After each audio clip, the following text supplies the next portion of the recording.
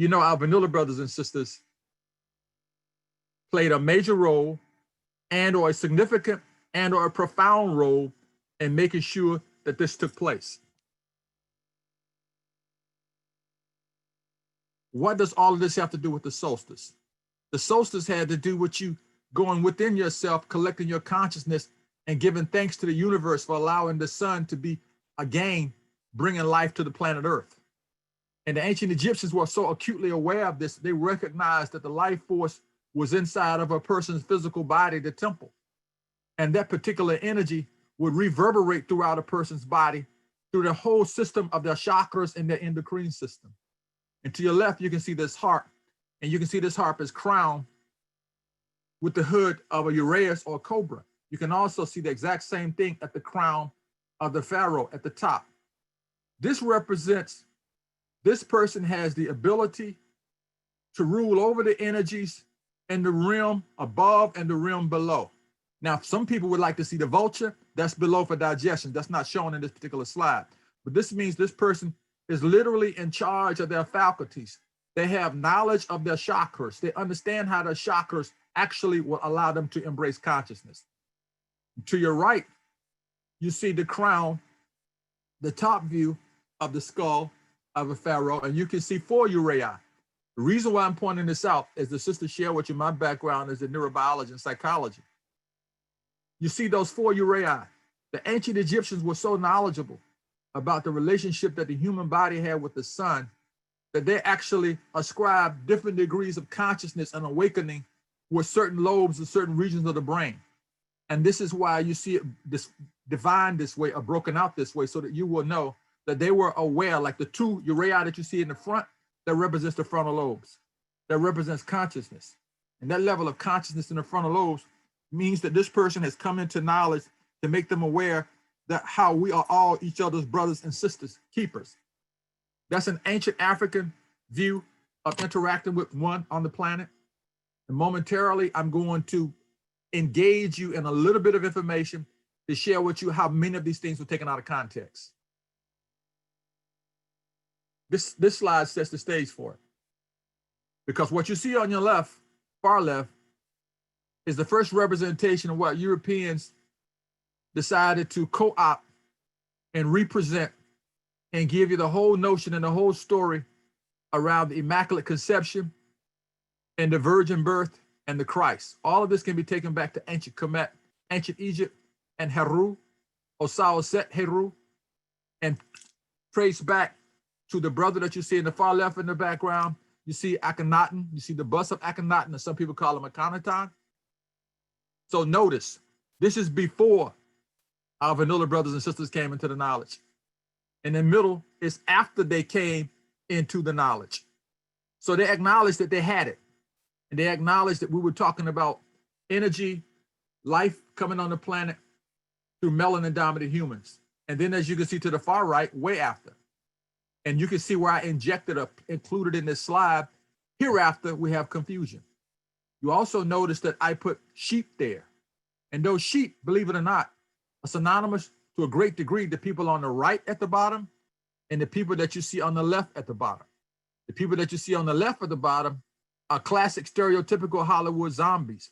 The people on the right are victims of what we oftentimes refer to as groupthink. But momentarily when we talk, you realize that we're talking about people that are not thinking at all. They're just going with the flow. They're following the crowd. I'm not going to talk to you guys about the Grim Reaper in the background here. That symbolizes something that's really profound that directly relates to, believe it or not. If someone asks later on, I will share with you what that Grim Reaper has to do with things that are happening on your planet today. So why is it that we have to talk about this time of the year, and it's supposed to be that festive time of the year and that special time of the year, but most of us are oblivious to what it directly relates to. And what it directly relates to, now I want to pause for a second.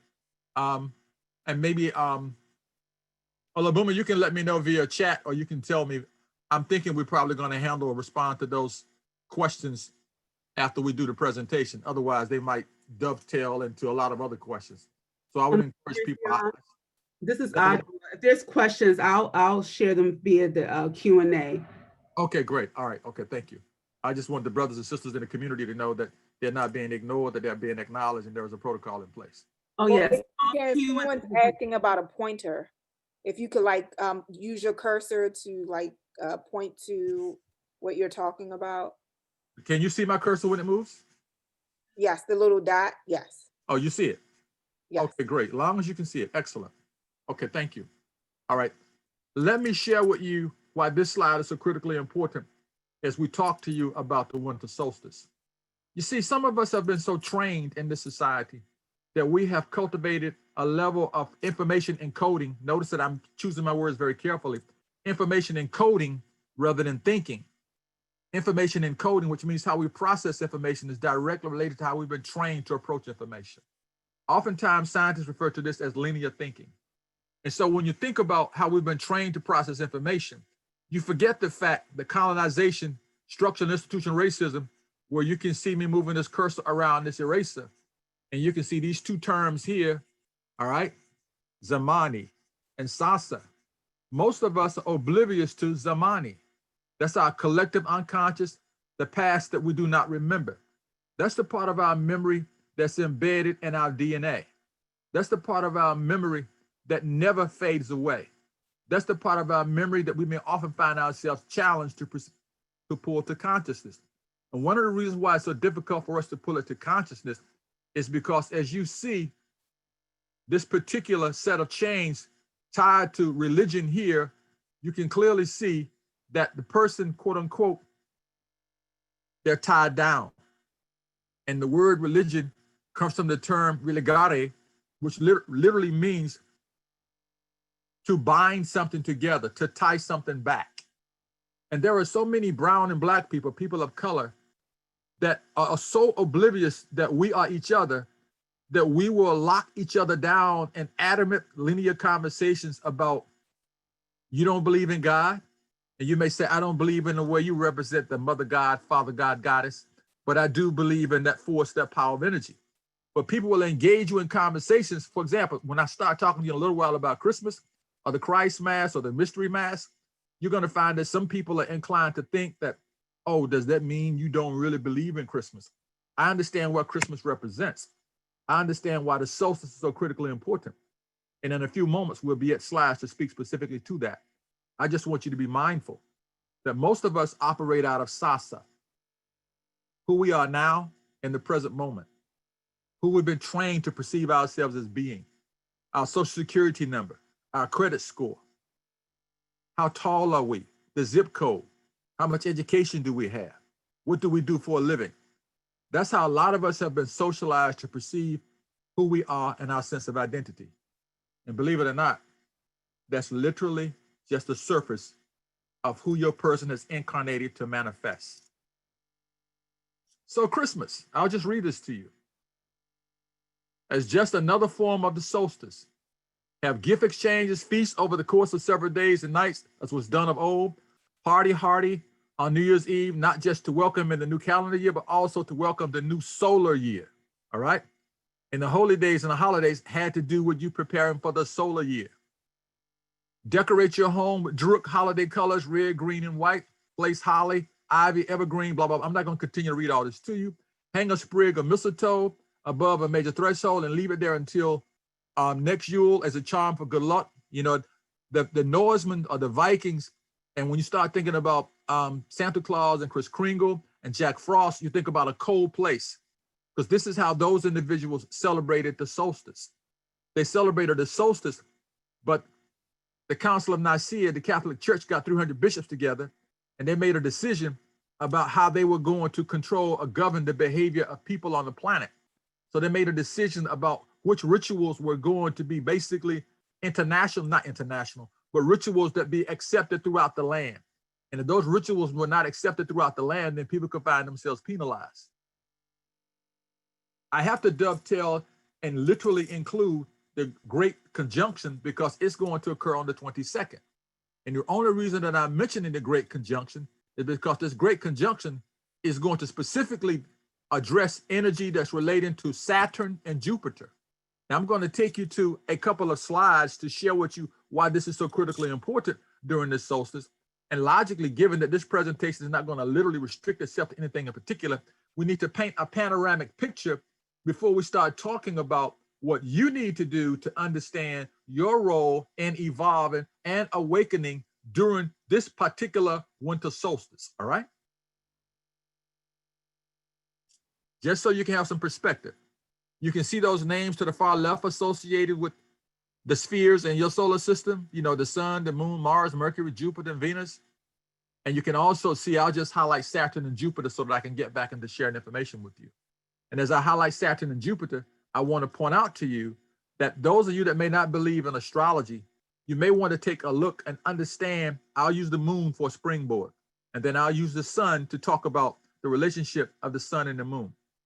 And people that understand yoga, they understand something called sun, moon, breath. Okay, so the moon, even though the moon is literally associated on this planet with the ebb and flow of fluids and liquids, as a matter of fact, they used to refer to a woman's menstrual cycle as a lunar cycle. They also once referred to people that had trouble with their thinking, or excuse me, a little disconnected with their thinking, would say that he or she is a lunatic. In addition, people that have a tendency to fish, they oftentimes fish direct related to phases of the moon. You have a high tide, you have a low tide. Those things are related to the moon. So I'm trying to give you some perspective about this little teeny tiny sphere in your solar system having such an incredible effect on waves in the ocean and the fluids on the planet. So just imagine what these other celestial bodies could do to your person, do to you as soon as you came on the planet and took your first birth. Hence the reason why astrologers will want to know where you were born, what time you were born. And well-read astrologers will go a little deeper and they'll explore a little bit whether or not you were a quote unquote 10 lunar month baby, or some people in this country say 9 months for baby, but 10 lunar months would be 10 times 28 days. They want to find out whether or not you're a full-term baby. Momentarily, I'm going to take this a step further, but I want you to understand that what's going on with the Great Conjunction, there is an alignment almost at 0 degrees with Jupiter and Saturn. And so I'm going to take you to a slide so that I can summarize briefly the impact of Jupiter and Saturn by highlighting what their energies are, because I don't want you to think that it's something negative. I just want you to understand that the energy of Jupiter and Saturn as it impacts you on this planet is really significant, profoundly significant, because these are two of the largest celestial bodies in your solar system. We don't talk about Nibiru. That's for someone else to come in and give you guys detailed information about Nibiru or Nibiru. We don't really talk about that on the classic Western astrology because most people are unaware of it. But I just want you to know that I'm aware of it, but it's not something that we're talking about in the context of what we're doing this evening, all right? So the planetary alignment with the Giza pyramids only happens 2,737 years.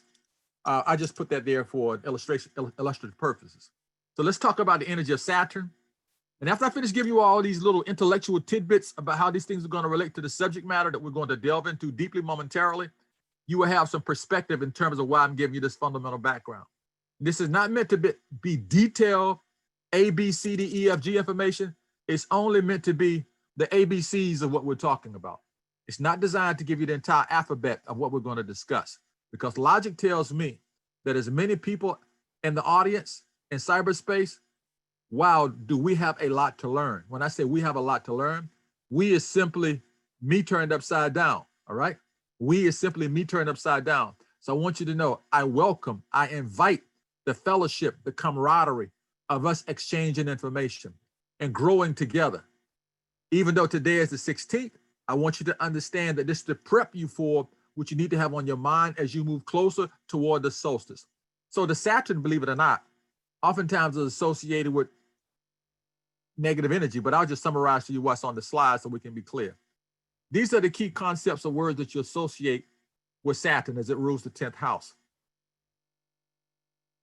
Faithfulness, monotony, crystallization, fear, bruises, debts. The past, caution, deficiency, frigidity, poverty, chronic ailments, frustration, practicality, coldness, depression, habits, resourcefulness, responsibility, conservation, effort, justice, self-control. Are you guys aware? It's every 20 years when we get this energy to line itself up. But this particular level of energy that we're talking about now, the last time it actually occurred was 1623. Okay. Some people cite 1237 year, but that was when they could actually see it. All right. But in 1623, the alignment was there with this kind of energy, the quote unquote Great Conjunction. Now, you probably have heard of the Great Conjunction if you ever heard of a movie called The Dark Crystal. And they gave you some insight into what was happening with the 10 levels of energy that were lining up, that were so-called negative energy and positive energy. And actually, that's what is going to symbolically manifest itself. Let me take you to Jupiter, because Saturn, as you may already know, Saturn is associated with us dealing with energy around time and cycles. And let's superimpose that upon Jupiter. Jupiter, abundance, justice, religion, affluence. And they say gambling because Jupiter has to do with, gaining prosperity, and it's the largest planet in the solar system.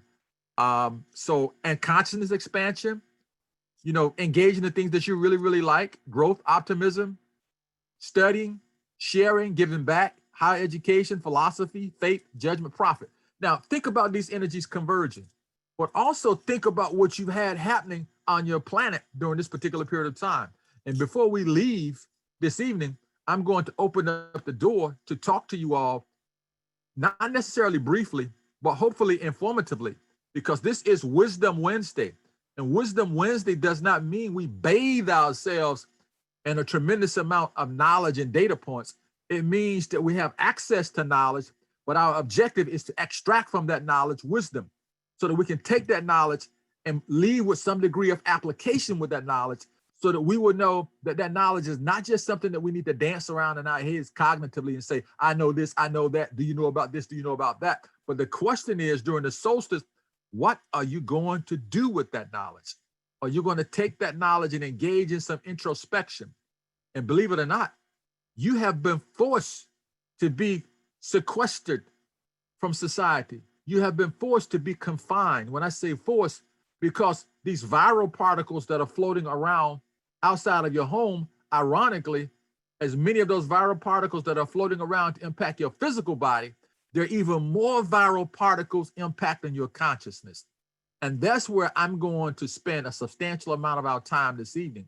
I'm going to talk to you about the viral particles, or the viral memes that have infected your consciousness, which literally comes from you not being able to access your ancestral memories, because this society has been designed and it consistently puts things on your path to make sure that you lose your way.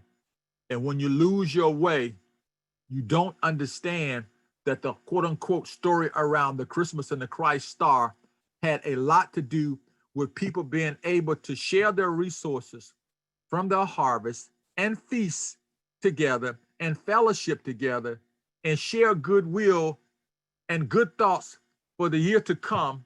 And the year to come would be directly related to when the sun was no longer creating an illusion of not moving, i.e. solstice, like it's standing still, and it had begun to arc, or the earth had begun to tilt on its axis, and the rays of the sun had begun to give you more light in the day and less darkness during the night, okay? These are anchors. This is a very special winter solstice. Now, hopefully what I read you guys did not bore you as much as it bored me to pull it together, because to me, that's fundamental. The deep stuff is about to unfold. So prepare to share your inner light. Share some light on someone else, or shine some light on some, that's right, you want me to use this. Shine some light on someone else's path, and this will help all of us find our way. That's African. That's totally African. That's Kemetic. You're your brothers and sisters' keeper. You travel abroad to certain countries in Africa. One of the first greetings that you get, regardless of language, the greeting comes across to you as, how are the children? They look at you, they observe you, they have an idea of how you're doing. But the question becomes, how are the children? And if you understand your inner light, then you will realize that your inner light is only within you to be shared with other people, those able to receive it. Each one teach one. Each one teach one. And by example, all of us will be taught. Remember that. Each one teach one. And by example, all of us will be taught. There is a term taken from Dravidic language, or some people say Sanskrit, called akarya or akarya, which means you teach by example. And for those that may be doubters about astrology, astrology is a spiritual science of guidelines to optimize self-discovery. It is a spiritual science of guidelines to optimize self-discovery. And what are you to do as you come out of the winter solstice and come into your consciousness and awareness of who you are? You are to engage and support the community. You can plug every principle of Kwanzaa into that, all right? Easily. Every one of the principles. Engage and support the community. But critically important to all of this, you have to affirm your cultural identity. In order to affirm your cultural identity, you have to retool, reflect, and retrain your brain. Retool, reflect, and retrain your brain. And how do you retool, reflect, and retrain your brain? In a few moments, we'll have a slide to speak to that, because I want you to know, even though you see these pyramids here, and I don't have a slide to show you this in particular, because I don't want to bathe you guys in stuff from one of my books, but the word pyramid literally translates as the fire in the center, or the fire in the middle, or the life force within, or the life force that radiates from within you, because your temple is a house, all right? And that fire that's in the center is your life force. And your center of your being, your physical being, where you carry your life force to basically be able to stay alive on the planet, is a very unique phenomenon that we refer to as metabolism. Metabolism has two components: catabolism, which means to break things down to be used; anabolism, which means to build things up. And those things take place because of oxygen and how oxygen interacts with whatever nourishment you put in your body. To the right, in the background of these pyramids, you notice that I've put an image of a person holding the brain in their hand. And that literally represents that when people remove you from your essence and your culture of who you are, they have the ability to engage you in what you see at the very bottom here. You see here, this particular brain. It's also symbolic of the position that a lot of Muslims will bow themselves to. In the center of your head is something called a fontanelle, but your fontanelle actually is believed by people now that understand so-called near-death experiences and folk that study out-of-the-body experiences. It's something called the silver cord, and this is where the pineal gland connects to the octave of your chakras that will allow you to transcend the physical realm. And that particular energy is directly related to more than what people associate with the melatonin, but there are so many compounds in the pineal gland that Western scientists has yet to label them all. Now, I'm setting you up to tell you a number of things, okay? Krishna, the Dravidian brothers and sisters, the brothers and sisters of India. Now, I'm going to share with you the significance and the meaning. I'm sure most of you have heard of the disciples. And I'm sure you've heard of the disciples being attached or aligned to the one they call Puba, or Yahshua, or the Christ, or the Jesus. They have so many different names for the personification of these attributes of the deity that a lot of people ascribe their quote unquote perception of the God force of the mother, father, God with. But you see all these astrological constellations in this circle. Zodiac means the circle of the animals, but there's one sign in that particular circle that's not man or beast, and that's the one that brings the balance. That's where you see the Libra. But as you notice here, you see the sun, you see Krishna. All right, this is really representative of the 12 days of Christmas, because the sun will move through these signs, these constellations, in a period of 365 days, or even though the Egyptian calendar had 36 deacons and 36 deacons, that doesn't mean deacons in the church. We're talking about designations of spaces of energy or gradients of energy that related to constellations on the horizon that you associate with the zodiac. And so they had 10, 10, 10, okay, associated with those 360 or the 36 deacons. Then you wind up with 360. But they also added 5 days for celebration. That's some dendera. Now, I didn't put Dendera in front of us because I don't want us to become preoccupied talking about Dendera, how the ancient Egyptians looked at quote unquote astrology, because we'll spend the whole lecture talking about astrology. And this exchange is designed to make you aware that those astrological signs literally represent the lessons that were basically captured or sort of alluded to in classic Judaic Christianity when they talked about the disciples. And disciple actually means one who is disciplined in understanding the ways and the rules of the sun. And the rules of the sun had to do with, they know their place, they know their order, and there is a type of allegiance. And that type of allegiance translates into you understanding why you are here, how you incarnated, and literally knowing that axiom that you find everywhere in Kemet, know thyself. Because it's very difficult for you to embrace any knowledge that anyone else is sharing with you if you are clueless as to who you are.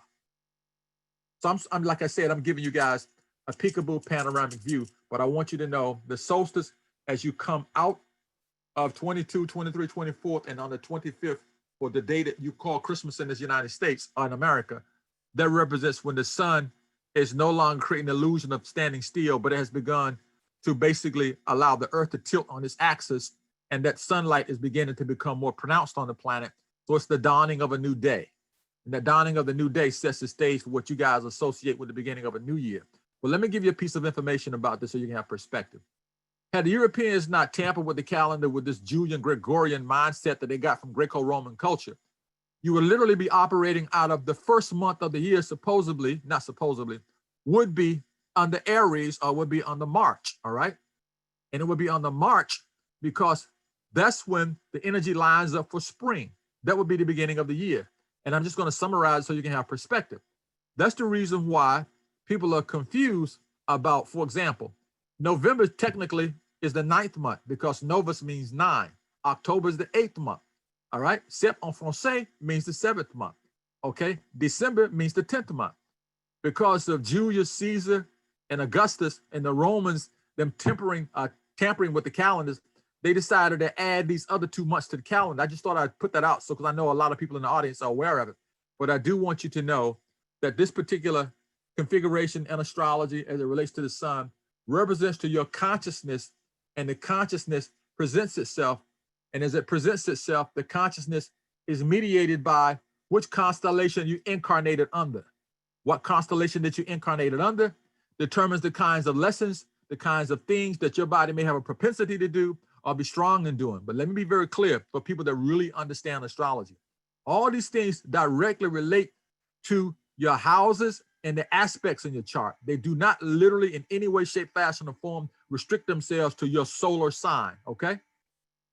Everything in your chart impacts how you navigate life.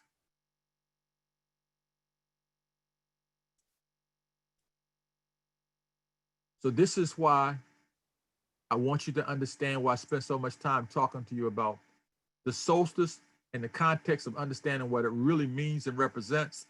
It does not represent the commercialization that you see highlighted here to the left in this diagram of the brain where you see these zeros and these ones. Going viral creates a repetitious mantra of themes and thoughts. You are being and you have been programmed. This does not mean you all as individuals. It means that every day there are things that are released to reprogram you by basically changing or augmenting or modifying your mental software. And your software, when it becomes modified, I'm going to give you a concrete example. I'm going to give you a concrete example of software being modified without having a slide. These people here around this disc, around your brain, when you get a group of people together and a group of people endorse a set of beliefs, oftentimes they will try to coerce you into believing what they believe.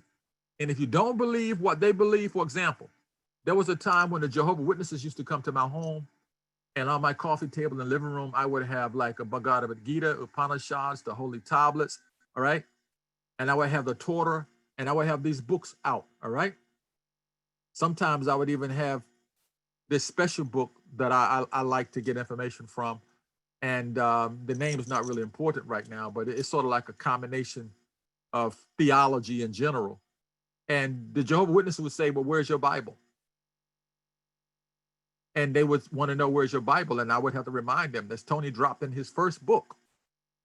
Tony's first book, you know, the Browder Files. All right. Tony pointed out biblios. All right. When you got a group of papyri together, all right, the word for paper, you stack up the papyri together, you get a biblios. The biblios basically means a stack of papyri. The stack of papyri, biblios simply means book. Okay. And so when these people get together and combine a set of beliefs and come up with a codex or philosophy in terms of how you're supposed to navigate your life, they tell you that their book is the book. Even though the book that most of them basically will wave in front of you as the book, I'll show you a slide in a couple of moments, is the book that has 16 to 22 books missing from it. Some of those books are referred to as the books of the Apocrypha. Why am I mentioning this to you? Because when you hear something over and over and over again, and you repeat it, it's basically a mantra. And when you repeat a mantra over and over again, you program your brain to respond to that mantra. You may not realize that your name is a mantra. There was a unique movie released probably about 22 plus years ago called Dune, D-U-N-E. And they had to tell the character in the movie, his character, quote unquote, Paul Atreides, that his name was, quote unquote, more deep, was a power name. It was a name that evoked certain things. It caused certain things to happen. It made certain things occur. And even in classic Judeo Christianity, when you start extracting information from Genesis, they'll tell you in the beginning was the Word, and the Word was with God, and so forth and so on. All right. And God said, let there be light. You may not realize it, but when we start talking about the pineal gland, your brain can create a light show inside of your head while you are asleep. Are you following me? Blind people can dream about things they've never seen before. Now, let me just summarize something for you. These people here with this golden brain here, and you see this image of the brain in front of you, see these zeros and ones, you're being programmed. Let me share with you the irony of the programming. Prior to the pandemic, a lot of young people and some older people, I'm talking about over 21, they were immersed in their video games. They wanted to play video games, immersed in their video games, engaged in their technology. But once they were sequestered in their homes, did not have access to be out to nature, and nature's NTR, which is a netter, all right, to embrace the attributes of the God force, goddess force in the universe, people crave to be out in that energy because that technology had basically created in them a level of internal cognitive burnout, the term that you use when you stay in the house all the time, what they call it, cabin fever, when you don't get an opportunity to get outside. Because you guys are, listen very carefully, because I don't have a slide to show this to you, so I'm going to repeat it about 4 times, all right? I'm going to tell you what a human is, because I would have given you 50 slides if I put all the slides together that would have this information in. This is what a human is. You are a carbon-based photo-bioelectromagnetic transducer, aerobic type bipedal life form.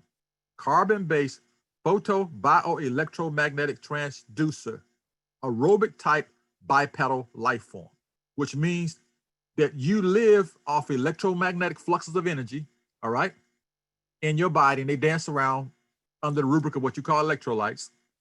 Your heart requires a certain amount of electromagnetic energy in order for it to beat, and your brain requires a lesser amount of electromagnetic energy for you to have what we call or cortical activation, i.e. brainwave activity.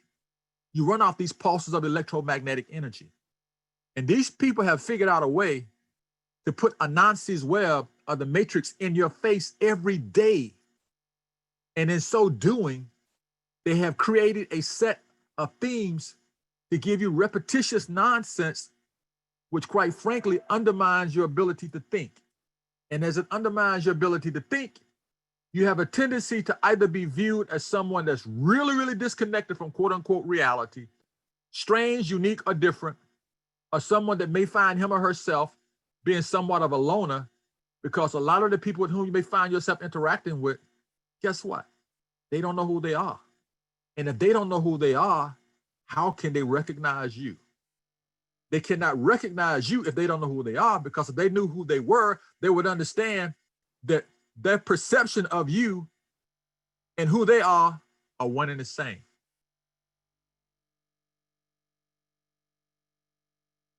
This is one of my favorite slides because I embedded a Christmas tree in it over to the far right, and I made it all gold, all right? You see the golden stars there? And in the middle, you see the brain. But you see Akhenaten to the left. And Akhenaten was the pharaoh that the Egyptian priests gave a hard time because Akhenaten had begun to make people aware that the sun belonged to all of them and they all had their inner light inside of them, okay?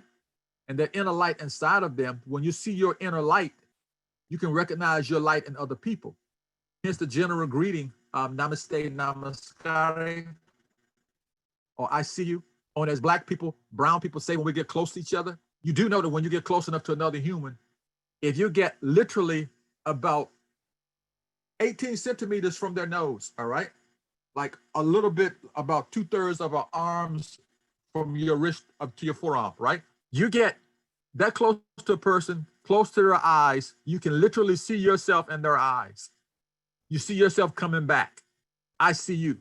They toyed with that concept when they did the movie The Avatar. But they also took a lot of things out of context about that. But they toyed with that concept. So you see Akhenaten here looking to the heavens. But if you know anything about Dr. Yusuf Ben Jokanan, Dr. Yusuf Ben Jokanan used to say when I was in Nashville, Tennessee, probably about 1978 at Fisk University, Meharry Medical College, Doc Ben would periodically come there to do lectures. And Doc Ben broke down and explained to people what it meant when he said babies are made in heaven. And babies being made in heaven literally meant that when a cisgender couple, all right, and you have to be careful with the language now because of the reality of the unique world that we live in, and you have a cisgender couple, i.e. heterosexual in terms of their gender identity and gender orientation in general, were intimate, specific things would happen when they reach the apex of their intimacy. And they reach the apex of their intimacy and joy. You guys know this. You may not be able to acknowledge it now because I can't see you, I'm unable to visually acknowledge your presence.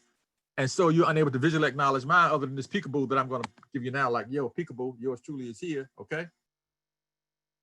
People have a tendency to evoke the name of their deity when they're being intimate. And I know you know what I'm talking about.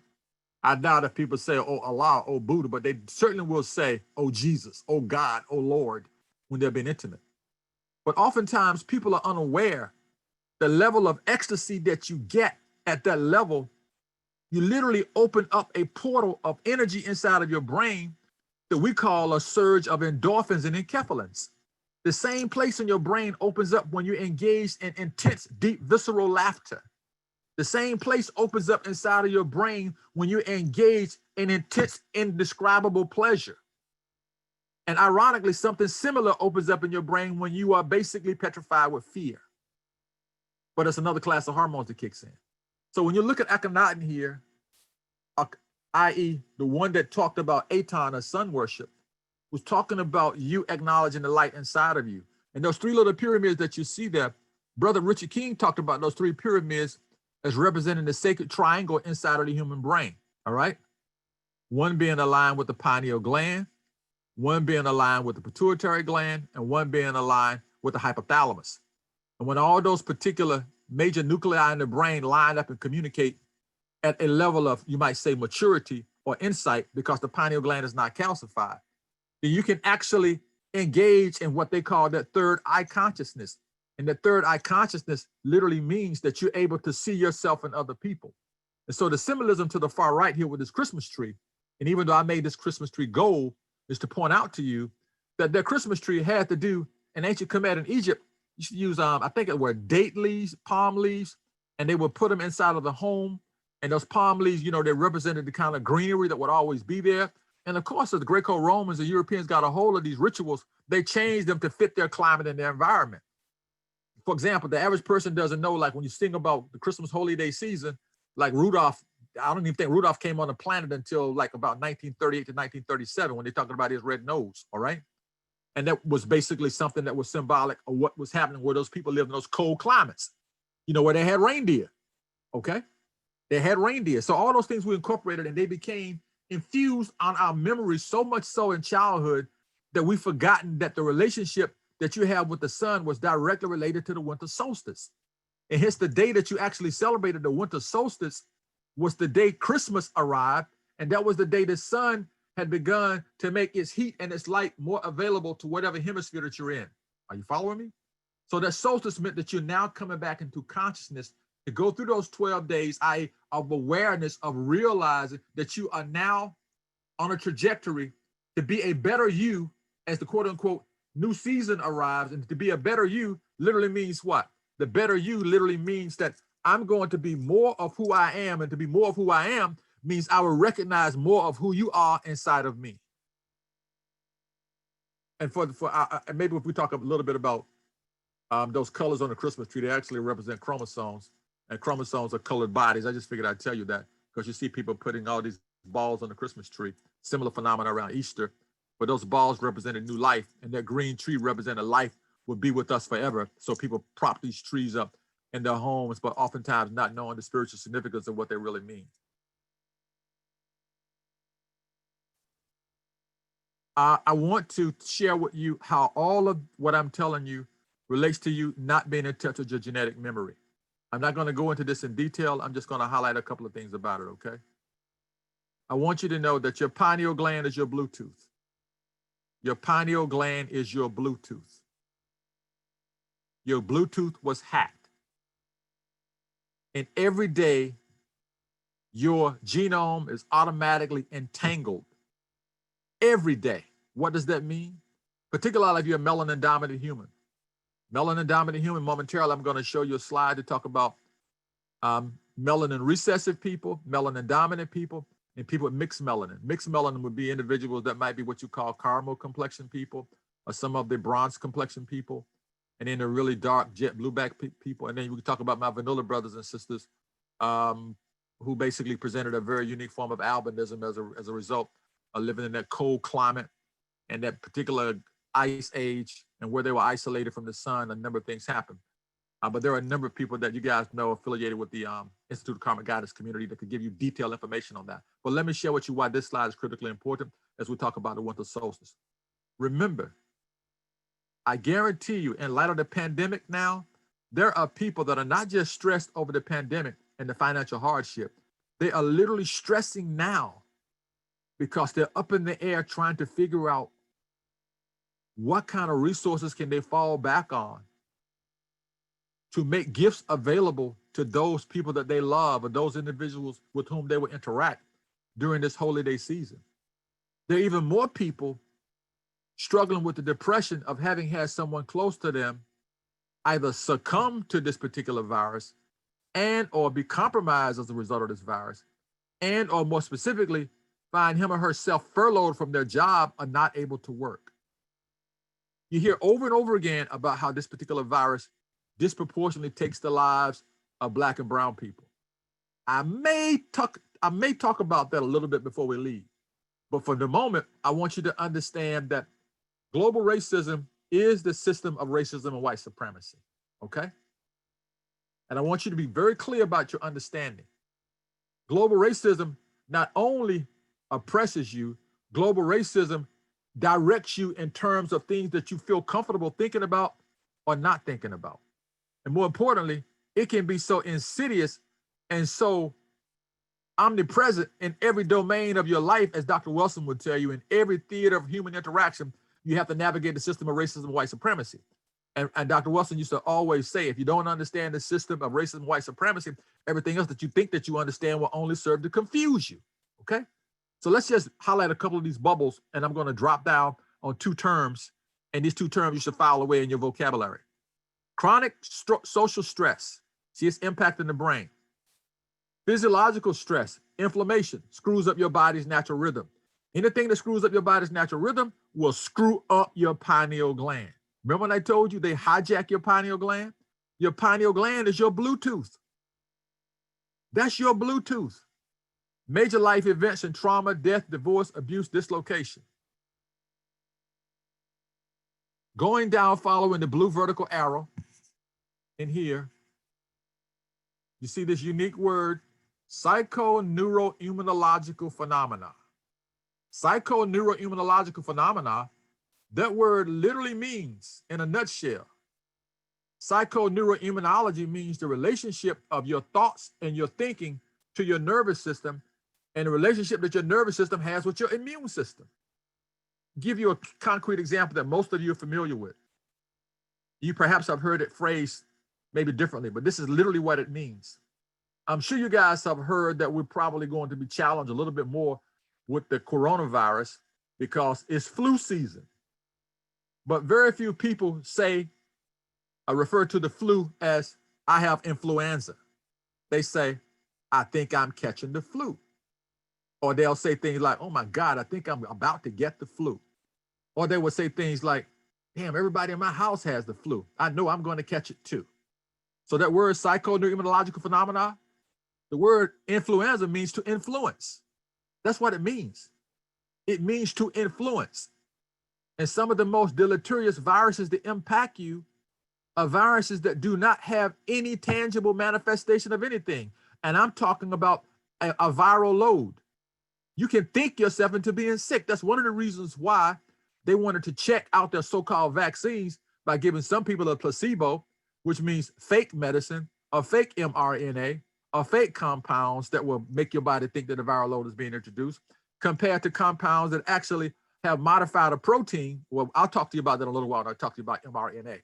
But I just want you to know, because in general, usually when people get a vaccine, like an antiviral or vaccine, they usually give them a dead form of the virus that they've grown on chicken eggs. But this thing is something totally different, totally new. So the word psychoneuroimmunological phenomena, and this word called epigenetic propensity. Put this word in your vocabulary, allostatic load. Allostasis is your body's ability to handle and maintain, it's like homeostasis, how your body balances out all of its stresses and keeps those things under control, all right?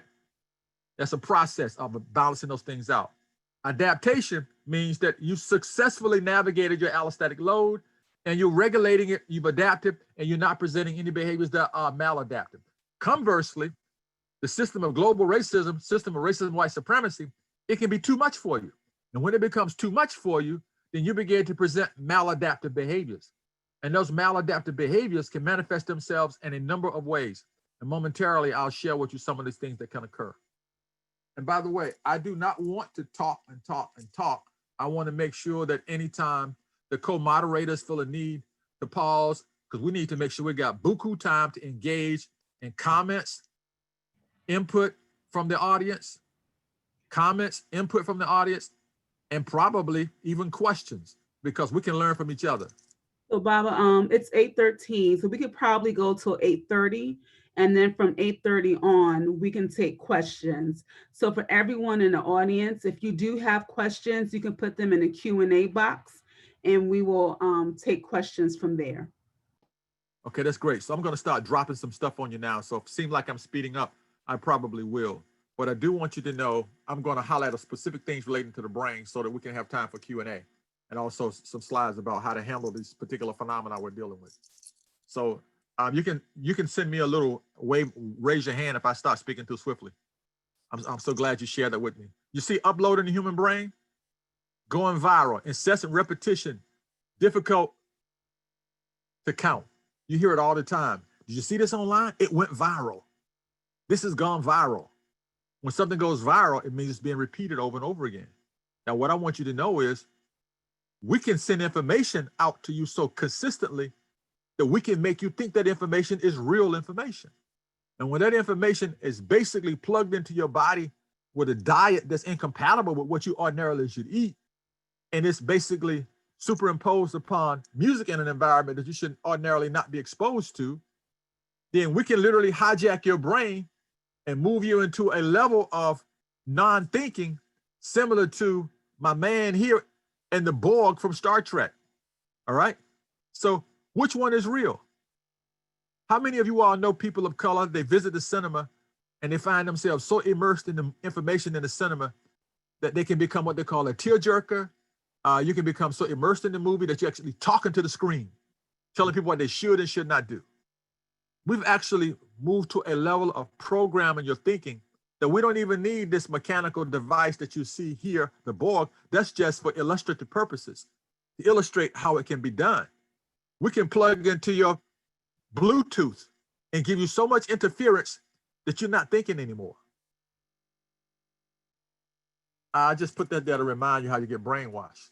I'll use this slide to go to the next slide, and then we can start engaging some questions, and I'll expand on some things. I want you to be very clear about this slide. You see the red around the brain stem, you see the blue around the limbic system, and you see the green around the prefrontal lobes. You will notice that I hope my audio is coming in okay. You will notice that I put survival state, that MDH stands for melanin dominant human. You see MMH, all right, that stands for mixed melanin humans, all right? And to the far right, you see paranoid melanin recessive humans. Paranoid melanin recessive humans.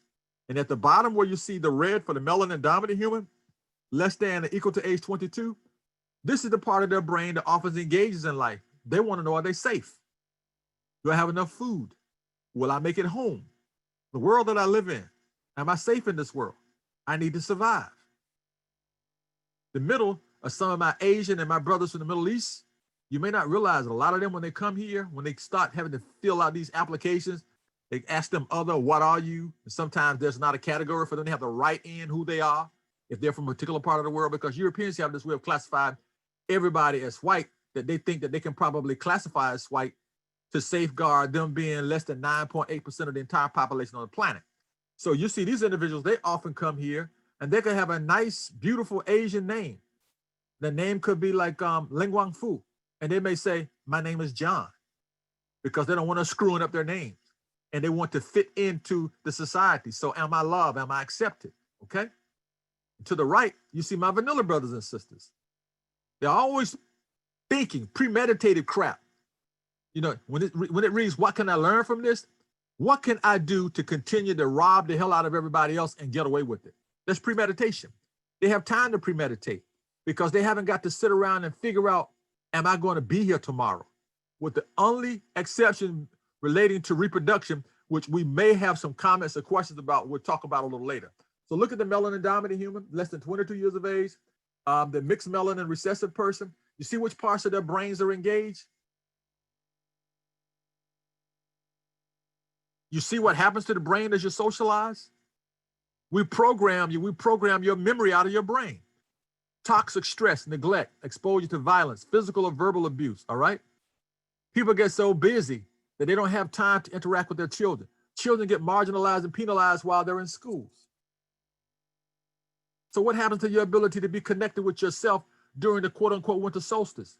How can you sit down and reflect and meditate about who you are spiritually when you return to your cupboard and your cupboard is bare, or you return to your refrigerator and your refrigerator has few things in it other than that light bulb?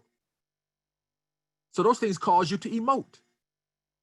And when you emote and you're charged with a lot of emotions, you present yourself as basically being stressed. And when you're really stressed, it's difficult to control your thoughts. When you have trouble controlling your thoughts, they drop down into the lower part of the brain stem, which makes you react.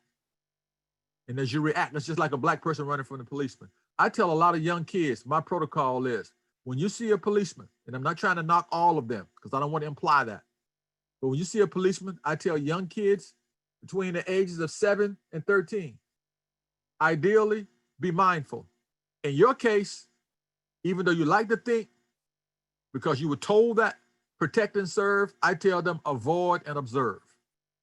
Avoid and observe. Because even in your exchange to try to clarify things to them, oftentimes the narrative becomes so filled with interrogatives that they're basically, you become the victim after you've already been victimized by the people that you thought would help you no longer become a victim. They come in and then you become the victim. So we're almost there so we can ask these questions and comments. Viral thoughts hijack your brain. I already told you. Just think about that. At a microscopic level, you can't see viruses unless you have electron microscopy, because you're talking about something that's 50,000 times smaller than a grain of sand, all right? That's really, really tiny, okay? Regular electron microscopy is only going to go up about 2,500 to 3,000 times, but electron microscopes, you can talk like 40,000 magnification plus, all right? Let me see where before I talk to you about these applications of this virus. Let me tell you, I may be able to answer these things if people have questions, but I'll just tell you this about the this particular virus and the nanotechnology. A lot of people of color have a lot of reservations about this vaccine. This particular book summarizes some of the fundamental reasons as to why. The dark history of medical experimentation on Black Americans from colonial times to the present. But I just want to give you a peekaboo into this particular vaccine that everybody is talking about, they want people to get. And I want to give you some perspective about it, all right? This is what they say. And then I'm going to read another slide to you so we can have QA, comments, and questions and refocusing. Okay, that's some messenger RNA, all right? Ribonucleic acid vaccines. They have several benefits compared to other types of vaccines. This is what they say. Non-infectious element, shorter manufacturing times, which means they can make money on it, they can get it in the community a lot heavier, and they can scale it up, which means they can make a large amount of it on a short span of time, okay? The DNA and RNA vaccines typically can be moved most rapidly into the clinic for initial testing. mRNA vaccine technology may allow for one vaccine to target multiple diseases. Remember that. mRNA vaccine technology may allow for one vaccine to target multiple diseases. I'm going to tell you how that works. This will tell you how it works. Vaccines protect us by putting inactivated viruses in our bodies, triggering an immune response that produces antibodies. On the other hand, a messenger RNA vaccine works differently. It contains instructions. Those instructions tell our cells how to make a small piece of the virus. And they say in this case, it's a little spike protein, like a little miniature, teeny tiny microscopic ball that has cleats on it, right? And this spike protein, which is peculiar to SARS-CoV-2, it creates an immune response in your body. But your bodies then know how to recognize that spike protein and fight off the virus if it were exposed to it for real. So as they say for real, the mRNA, as they say, does not interact with the human DNA whatsoever. RNA itself, and this is the delivery system, is very delicate. That's the reason why they freeze the crap out of it, because it has this coating over it, but that coating is no longer gelatinous, it's frozen.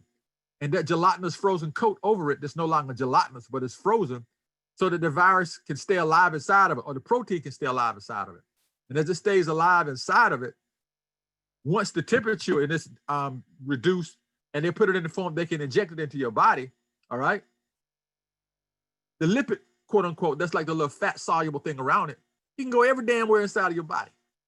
Now, the medical centers say that they're doling out the vaccine in the US and they're working to monitor people who have received the drugs for any adverse effects. The CDC is using, this is what people are running off at the mouth about, they're really concerned about, because they said they're using a smartphone app called vSafe, which allows people to complete health checks to help them do so to people who get a coronavirus vaccine. They're likely to experience some of the more common side effects in the following day or so. Why did I put this here? I put this here to tell you two things. I put this here because I want you to know, unfortunately, we have moved into this particular world where we're dealing with what we call transgenetic research. Transgenetic research means that we have moved to a level where we can modify, snip the genes in something called CRISPR, which is like a little cute, sophisticated scissors that they use to cut a couple of sections out of the DNA and replace it with something else, so that DNA, like this incredibly large fish that you see here, all right? So we're kind of like manipulating your DNA.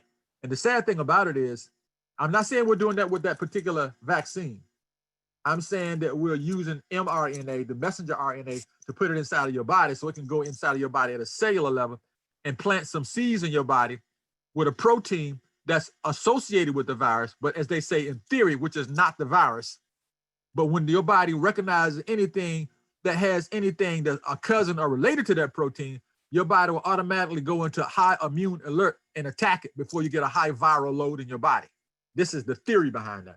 By the way, there was a sister and a vanilla sister from somewhere around Georgia. That's Georgia over near the Soviet Union, or where you see those Slavic people, those individuals that actually were doing research on this over a decade ago, but they were women, and you know, these vanilla brothers not gonna give them credit for it. So just think about this, and I'm gonna stop. Transgenic chickens. You all seen these big chickens they have, all right? To increase the herd of a specific breed using in vitro fertilization. Cloning animals, transgenic cows. So what they're telling you is, we are basically modifying the genetic material in these animals. And as we modify the genetic material in these animals, we're doing it at a level where we're using nanotechnology. Nanotechnology is what I'm a little concerned about. Now, I know I've dropped a lot of things on you, but I just want to put this in your head so you can have perspective. You see that tell you? Reasons why melanin dominant people are reluctant to get vaccinated. And they say, and I got this off CNN earlier this morning, all right, today. See, I got this off CNN this morning, and this is the data set that they pulled from up to December the 8th. They're worried about side effects, 71%. Vaccine is too new. They don't trust the government. Don't trust vaccines in general. That's to be expected, given what we know about the history of this country. So I just want to take you back to the pineal gland and understand that's your Bluetooth. These people have begun to screw with your pineal gland by bombarding you with so much technology. And as you see on this slide, I'm highlighting for you the organic pineal gland. And this is your pineal gland when you've been drinking a bunch of tap water, drinking too many sodas, eating too much junk food. And this little crystalline matrix here is almost like plaque, all right? And your pineal gland allows you to communicate with other human beings, believe it or not, telepathically, vibing with them, sending them energy, picking up information, just like your smartphone could be placed 35, 40 meters away from somebody else's smartphone, and you could send that information from your smartphone to their smartphone, and you don't need the internet to do that. All you need is the Bluetooth and your smartphone. Same thing with music. Your brain can do that. Your brain has always been able to do that until you start eating white flour, white sugar, white salt, drinking white milk. Peekaboo into your brain. The normal brain, bottom left, see how it's illuminated? You see on the right, it's too much illumination, it's too much red. That means that the brain is swinging from left to right. To the far right at the bottom, you see the normal brain when it's illuminated, all right? And then to the right, you can see the depressed brain. And you can look at that particular graphic, you can see there's less illumination or less light, which means that person is probably presenting on the depressed end of what you guys would call bipolar, which means that they're there. This bipolar brain is a person that's really hyped up, okay? You can see to the right, the normal brain. You see how it's illuminated? But look to the PTSD brain. You see all those hot zones, those stress zones in your brain? That's what institutional structural racism will do to you. I'd like for somebody to tell me what this is when we start engaging in questions and comments. I think I should shut up because it's 20, 30 hours right now, or 20, 29 hours. I'll tell you what the brain can do with this slide in a second. But I'm gonna stop talking, so talk to me. Please share your comments, your wisdom and your knowledge that clearly my person may not have touched upon. All right, thank you, Dr. Rasayon. Great presentation. I want to let everyone know that this is being recorded and that we will share it via Facebook on the IKG Cultural Resource Center page. Also, if you have a question, you can place it in the Q&A box. One of the questions, so some people's questions, just for the audience to know, are similar, so I will combine questions. If it's something that has already been answered, we will just go to questions that haven't been answered. So a couple of people asked, what can a person do to take advantage of the solstice energy to better themselves and to prepare themselves for 2021? What are some actual things they can do for themselves? And those are a few people, so I kind of combined their question into one. Excellent question. I'm going to give you three things. First of all, you can deactivate or diminish access to your digital devices. I don't literally mean deactivate. I mean diminish the amount of time. Particularly, let's say if you were to spend 6 to 7 hours a day on your digital devices, your computer, or engaging in something on a network or on television or whatever, right? Cut that back to like 1 hour or whatever. But literally when you get on top of the solstice, you should have, before the solstice starts, I would say like on this 17th, 18th, and 19th, 20th, make sure that you're putting food in your body that you know your body can easily absorb, of foods, not necessarily that you like, foods that are good for you, which means stay away from what I just mentioned earlier, white sugar, white flour. Stay away from negative conversations with people. Don't let people revisit anything in your winding down period associated with Damien that's just leaving 1600 Pennsylvania Avenue, Black Lives Matter Plaza. All right. Take a bath. First, take a really nice shower. And if you have a nice tub that's really clean, okay, you can take a couple of lavender or chamomile or skullcap tea bags, put beside your tub and some warm water, and just take a bath and be quiet and do a gentle, soft meditation. No cell phone, all right? No ambient anything going on in the background unless you're listening to music that doesn't have any lyrics in it.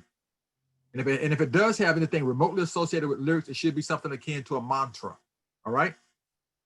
The other thing that you can do is make sure that you, when I say squeaky clean, you are clean. I mean clean. Your body is clean.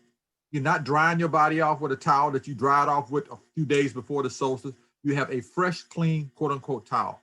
Also try to wear natural fabrics next to your body. That's cotton, linen, in some instances silk or bamboo, all right? Rayon is also a form of bamboo. And again, do not engage in any conversations. If someone tries to engage you in an argument, abbreviate that argument and tell them you can revisit it a little later, or don't have those conversations where you have food. If it's some jacked up negative energy around you, guess where you should take that energy? If you don't have access to a home that will allow you to go out and stand in the grass or be outside next to nature, go where you have plants in your home there and sit down and chill and collect yourself. And if somebody giving you jacked up energy, guess where you should go? You should go to the bathroom. You should go to the bathroom, rinse your face just like a Muslim about to make salat, all right? Clean yourself off. And then when you come back into that domain, do not engage in that kind of energy. And if you're around someone that's full of a lot of negative energy, avoid him or her or it as much as you possibly can. Okay. Several people wanted to know more about the pineal gland. How can we restore the pineal gland? How can we use the solstice to, I guess, better align ourselves like with the pineal gland? And can you talk about the timing of the solstice in terms of doing these activities? Like, is there a special time that these things should be done? Actually, you should actually start the engagement process. You can either start at sunrise on the 21st or sunset on the 21st. And you need to basically practice these particular things that I'm about to share with you through the 25th, okay? In terms of the pineal gland, around the particular time of the solstice. I'm a vegan, so I'm not trying to suggest to people how they should change their diets, but if you're going to eat anything that had parents, if you don't have to, I'm trying to wait until after the solstice. And if you're going to eat something that you think you really need to eat, you can lean yourself toward things that would be, let me see if I can show you. Like this will do for now, because I have a slide further down. I don't have it up here. Like you see, chickpeas, azuki beans, almonds, walnuts, to a lesser degree, cashews, all right, pecans, fruits. And if you do eat fish, you know, hey, that's your prerogative, all right? But eat the smaller ones, and I would tell you to lean more toward the sardines rather than the tuna or the mackerel, all right? And use olive oil. Also deep breathe. If you guys are familiar with something called the sun moon breath in yoga, people usually do it, they do hatha yoga. Find a place where you can go and meditate and deep breathe. Deep breathe, left nostril, right nostril. Try to do that at least 3 times a day if you're trying to basically give your pineal gland a nice surge. But more importantly, I would suggest to you, it's not something that you can just do during this particular 3-day period, but it's something that you can accentuate during this 3-day period. Only talk when you need to talk. Only engage in, we're talking the dialogue, only engage when you need to engage. Go into yourself. When I say go into yourself, go inside of you. In terms of cleaning or basically getting the pineal gland to be a little bit more, you might say, like if you were to go to a dentist and get a professional dental cleaning, juice, all right? Juice, and get you a juice that's one of those juices that's not gonna burn up all your damn juice. All right. There are some high pressure juices, and they really produce a lot of the pulp or the byproduct from the juice, but they don't heat the juice up. So they keep the live enzymes in the juice. All right. And when you juice, you can either add a little distilled water or a little maple syrup to your whatever it is you're juicing. Celery, beets, to some degree carrots, all right, cucumbers, and believe it or not, try to get organic and hydrate more and deep breathe, exercise, and find something that you can laugh at, because when you laugh, your body produces a class of endorphins that actually stimulate your immune system. They also stimulate your body to shake off things that will allow your pH balance or your body to be more acidic. And the more acidic your body is, the more likely you are to be ill. So you want your body to be as either neutral or leaning more toward being alkaline. All right. So hydrate, no tap water. Sadly, these people have been here for about 248 to 250 years. You cannot drink the water out of the faucet. You can, but I wouldn't recommend it. So hydrate, exercise, deep breathe. And by the way, exercise doesn't mean you have to go outside your house jogging and running around. You can walk back and forth in your home, backwards and forward in your home.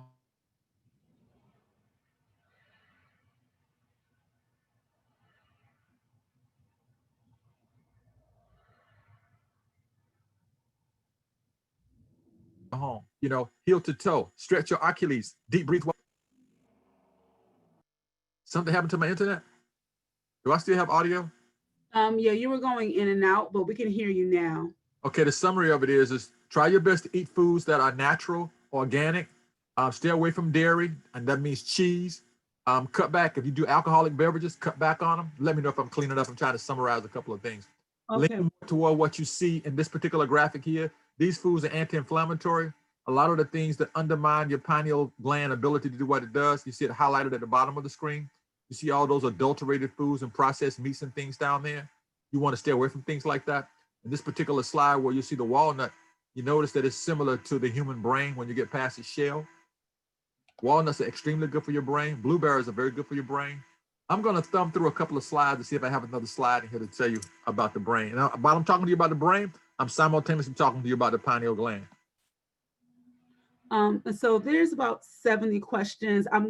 So we probably won't be able to get through all of the questions.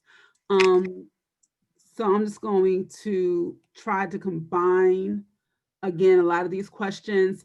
Quite a few people asked about your earlier slides on the Grim Reaper and what that means, who were the people in the photo, and were one of those people Trump's spiritual advisor?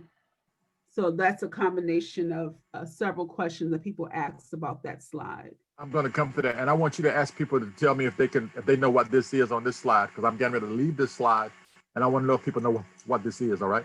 Okay. I'm going to go through those slides. If you know what that is, if you could type your response in the chat. Someone, Jay Wilson, put grave sites. Someone said the wall in Benin, Great Wall of Benin or something. It really is. Those were graves. And those are graves. And those particular ones were ones that that were done somewhere else. The United States, I was going to show you a slide about how they do their graves. All right. And with they asked if you can talk about how it relates to today. What, that slide about the graves? And then Trump's spiritual advisor. Okay, first of all, let me share something with you. Without talking a lot about the Donald, because you guys need to understand that the Donald would not have had his power if it were not for Senate and Congress. So you need to try to avoid thinking that Donald has all that power. Donald recently, I had got several people in federal institutions executed. That stuff does not literally come from the Donald. And no, these people down here are not Trump supporters. These people represent any configuration of people that are wedded to any of these individuals that may have 2 airplanes, 5 homes, 4 cars, $6,000 suits. And the people that oftentimes go and become associates or patrons of these individuals, occasionally, oftentimes, when they park their car, you can see an oil slick when they leave. You can hear that they need brakes done to the car, or they may need a new muffler. What I'm talking about how people become zombies by following people blindly out of something called groupthink. That's why you see those sheep there. all right? So these are no particular groups of people in particular. No, they are not associated with the Donald. I don't even have any slide. I have a whole nother presentation about the Donald and the Donald's pathology. So it's not related to that. Unfortunately, the Grim Reaper, I should have taken it out of this slide, but I will touch on it. I'll give you some perspective. Today, you guys have a plague, you have a pandemic. And there are some people that really don't believe that the pandemic is taking the lives that the pandemic is actually taking. But the pandemic really is taking these people's lives. And more importantly, the pandemic is leaving a lot of people profoundly compromised in terms of their health as a result of that. But the pandemic is doing two things. The pandemic is disenfranchising people from being able to have financial solvency because people are losing their income. People are losing their ability to have a stable place to stay. And people, their health is becoming even more compromised as a result of that. The Grim Reaper, as you know, is associated with people crossing over. Now, I really, I did say ask at the end. There are two stories about the Grim Reaper. The sickle and the Grim Reaper, by a few individuals that I know that are international scholars, they don't believe that the plague took that many people out as a result of some fleas and rodents biting humans. They also believe that the bulbous kinds of burns that they found on a lot of the people were similar to the kinds of burns that they found on people that did not have any kind of biological agent, but people that have been subjected to radiation burns. And I mention this to you because you asked. And so the beliefs were that at the time of the Grim Reaper, and you guys know about that plague, all right? I don't know what percentage of Europe was wiped out or what percentage of the people on the planet were wiped out. And the reason why I don't know is because the data sets that tells you they lost this percentage of the population, I don't believe it. And when I say I don't believe it, I think that there may have been more. It's just like the data sets that you're getting now from Johns Hopkins, which were funneled from CDC through Johns Hopkins. These are the exact same people that are involved in collecting the data on who's passing from the pandemic. So the Grim Reaper represents, you might say, an incredibly unique, powerful force of resources, individuals / entities that decided to degrade the human population on the planet. And they made that decision for a number of reasons. I don't believe I'm saying this while I'm recording it, but I'm saying it with some degree of ambiguity, but I'm also saying it with some degree of candor. The bottom line is there are a number of people that I know, that do not believe that this particular plague took those people out directly related to rodents and rats because of the way it spread and the way it took people's lives. You think about, you have to do a lot of traveling with something that would take people's lives at that level and wipe out that many people. And you didn't have planes, you didn't have trains then, all right? And so for people to be wiped out in that incredibly large spread of land is incompatible with what we know about how humans could move around at that time in Europe. You know, it's just like someone telling you that, let's just say the pandemic on planet Earth affects the people on Nibiru. Then you have to say, well, how did they get to Nibiru? All right, or Nibiru. How did they get to another planet if the people are not traveling to the other planet? I'm not trying to get spooky on you. I'm just trying to say to you, you think about Europe at that time, all those people that were quote unquote wiped out from the plague, their proximity and their closeness together, you know, and remember, this was when people basically had a little cattle here, a little cattle there, and everything was completely wedded to a culture or society. They literally had to live off the land. So that Grim Reaper represents that there was other things were believed to be going on to wipe that many people out. I hope that helps. Okay, all right. So let's see. So there were a few questions related to the vaccine and probably, okay, so a couple of questions, I'm going to kind of combine them again. Looking at the release of COVID Well, before I get to that question, people are asking if you can repeat the phrase about man being carbon-based bioelectromagnetic Oh, beings. sure. Okay, That what a human is? I should have given you a slide for it, and I didn't want to break away from the screen and go and pull up a slide to show you. Human, you are carbon-based, photobioelectromagnetic transducer, aerobic type bipedal life form. Carbon-based, photobioelectromagnetic transducer, aerobic type bipedal life form. All right? And because you're carbon-based, that doesn't mean you don't have hydrogen too, okay? It's just that, now when I say hydrogen carbon-based, it gets kind of funny for people to process. The ratio of your particular body material on this planet is consistent with the ratio of land mass to water on your planet. Because you're basically about 70% are basically a hydro being, i.e. water and oxygen combined. But the carbon-based photobioelectromagnetic transducer means this is how you navigate, how you sustain life, because you run by electricity. When you cross over almost, what do? They jump start you with 250, 300 joules of current. It's like this jump start a battery on a car. They jump start you. And sometimes humans can become so frightened and so compromised that the human body will automatically shut down. And you might call it fainting. Mm. But that's what a human is. Carbon-based photobioelectromagnetic transducer, aerobic type bipedal life form. And the reason why I'm telling you that is because I don't want to sound cocky. That's yours truly. I haven't seen that written anywhere. I usually tell my students that, then I explain to them. And the reason why I do that is to let them know that vanilla brothers and sisters are our brothers and sisters, even though they're hybrids, okay? And even though that glacial, that ice age compromised their ability to have epidermal melanin, and to a lesser degree, it compromised their ability to have a certain quality of neuromelanin. And one of my colleagues, Dr. Timothy Moore, Dr. Richard King, they used to tell you that a lot of vanilla brothers and sisters will have more neurodegenerative diseases that impact what's going on with the brain. As a matter of fact, Dr. Richard King, in his book, Black Dot, The African Origins of Biological Psychiatry, will tell you that there is a tract of neuronal clusters inside the human brain that they call the amenta strip. The amenta strip is sort of like a striated and it's melanated, which means that it's like it's colored, so to speak. Think of it as being sort of like vertical spiral strands of blueberry peppermint. You follow me? And the stories were that some of our vanilla brothers and sisters didn't have that.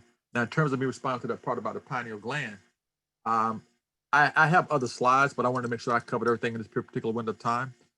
Pineal calcification occurs disproportionately among Caucasian men than it does among any other group of people. Disproportionately. And when I say disproportionately, I submit to you that it occurs probably for every one African-American male over the age of 35 that has a calcified pineal gland. And let's balance them out in terms of ratio. Because there are more vanilla people in the United States than there are black people. So let's say if you took 100 black men and you took 100 white men, 35 years of age, I would submit to you that you probably have about 65 to 70% of those Caucasian men would have pineal gland. Conversely, calcified pineal gland. Conversely, of the African-American men, you might find anywhere from about 12 to 20% at the max. And the only reason it's 12 to 20% is because I'm talking about people that may have been socialized in the United States eating those kinds of foods. Conversely, if you look at some aborigines that were not eating their foods, or some brothers in continental Africa that were not eating their foods, you may find pineal calcification to be less than 7%. Dr. Richard King was one of the original people that did this work. Another colleague of mine, Dr. Timothy Moore, he basically does meta-analysis. He connects some data from this already been done. And they usually hide this literature in journals that the average person is not going to read, because it's journals that deal with neurophysiology, it's neurochemistry of the brain, neurophysiology, and the average person is not going to read that. Okay. They're asking if the term can be typed in the chat. So we'll try to get to typing it in the chat, the actual name, the full name. The name of what? My name? Human, but you just... The carbon. Oh, no. You know what? I'll slow it down for you. Do I have this written in any of my books? I don't think I do. You can go, if you say it, I'll type it. So carbon. Okay, first of all, human, and that's just how I spell human. HUE-MAN. Human. Mm-hmm. Human is a shade of consciousness, all right? Contrary to popular belief, man doesn't mean masculine, all right? It means when the matter manifests. Okay, so bottom line, carbon, base, photo, bio, electro, Photo, bio, electro.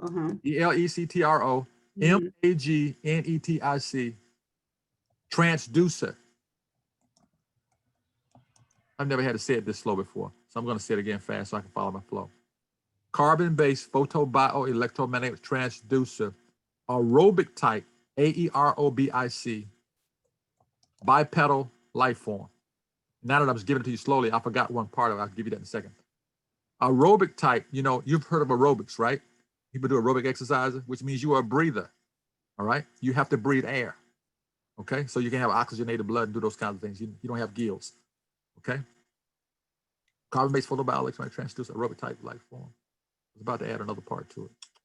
Bipedal. Oh, you are eumelanin dominant. Humans are either eumelanin dominant or pheomelanin. Eumelanin, that's EUMELANIN. Eumelanin dominant or pheomelanin dominant. Some people say theo. Theo is PHEO with the word melanin. Eumelanin is EU with the word melanin. Theo is PHE melanin. All right? That's what a human is. I can tell you something about human emotions that most people just oblivious to. The word emote means when the ions are dancing around randomly. It's because humans have free will. So that's why when I'm telling you about the winter solstice and what happens with Christmas, what happens with Christmas is like, you know, you spend a lot of money that you oftentimes don't have. And you spend that money and then you wind up being in debt. And as you get in debt, you become more stressed. And usually people jack up the prices of things because a lot of the people that control those things that you purchase around Christmas sometimes are my Jewish brothers and sisters who don't celebrate Christmas. They celebrate Hanukkah. So did you get it? Carbon-based photo, bio, electromagnetic transducer, aerobic type, bipedal life form, eumelanin or pheomelanin dominant. Eumelanin, EU melanin, or pheo, PHE melanin dominant. Okay, so back to the COVID and the vaccine. So again, combining several questions into one. Basically, are you taking it? Do you think that you should take it? But then one question is, what is your understanding about how long the vaccine will be effective if it works? And if there are any indication that the COVID vaccine could impact melanin or pineal gland functioning? And that's coming from AJ, that final part, but the other questions are kind of, again, combined. Should we accept the vaccine or not? So First of all, the reason why I'm chuckling is because I am not a virologist, number one. And I'm not trying to skirt the answer. I am not a virologist, number one. Number two, I am not a microbiologist. I'm a behavioral neuroscientist, right? Now, in terms of people making decisions about what they want to do, that's your prerogative. I only suggest that, you know, you bounce that off people that you know love you. You bounce that off your intuitions. You bounce that off of your ability or your need to interact and engage people. I'll read to you what they say about this particular mRNA, all right? I'll read to you from the top. This particular, the mRNA, which was developed by that vanillicist, I can't remember her name, and an African-American woman, all right? Well, I shouldn't say African-American. She could be from Africa. She could be from the islands, the diaspora. Let me just share with you what we know about mRNA, all right? I'm not going to talk about Moderna, all right? Anybody that's brown or black, when you start talking about folk making a few $1 million, anything you say don't mean jack diddly when it's buku money involved, all right? So I'm going to read to you what they say, all right? Typically, vaccines protect us by putting inactivated virus in our bodies, all right? Triggering an immune response that produces antibodies. A messenger RNA vaccine works differently. It contains instructions that teach our cells how to make a small piece of the virus. In this particular small piece of the virus, the spike protein they're talking about, it triggers an immune response. But what they're saying is this particular small piece of the virus is basically not active. They say it's a protein that's associated, or you might say like a close cousin or an intimate member of the family of the virus, but it's no longer, quote unquote, considered to be a viral particle and or basically release a viral load in your body. You follow me? So believe it or not, in terms of vaccines, in theory, this thing is probably a lot better than the damn regular vaccines you got that were grown on chicken yolks, all right, or on eggs, all right? I'm saying in theory, okay? Now, the bottom line is there was a protocol that was developed called Contagion. There was even a movie called Contagion. You can look at it and check it out on your own.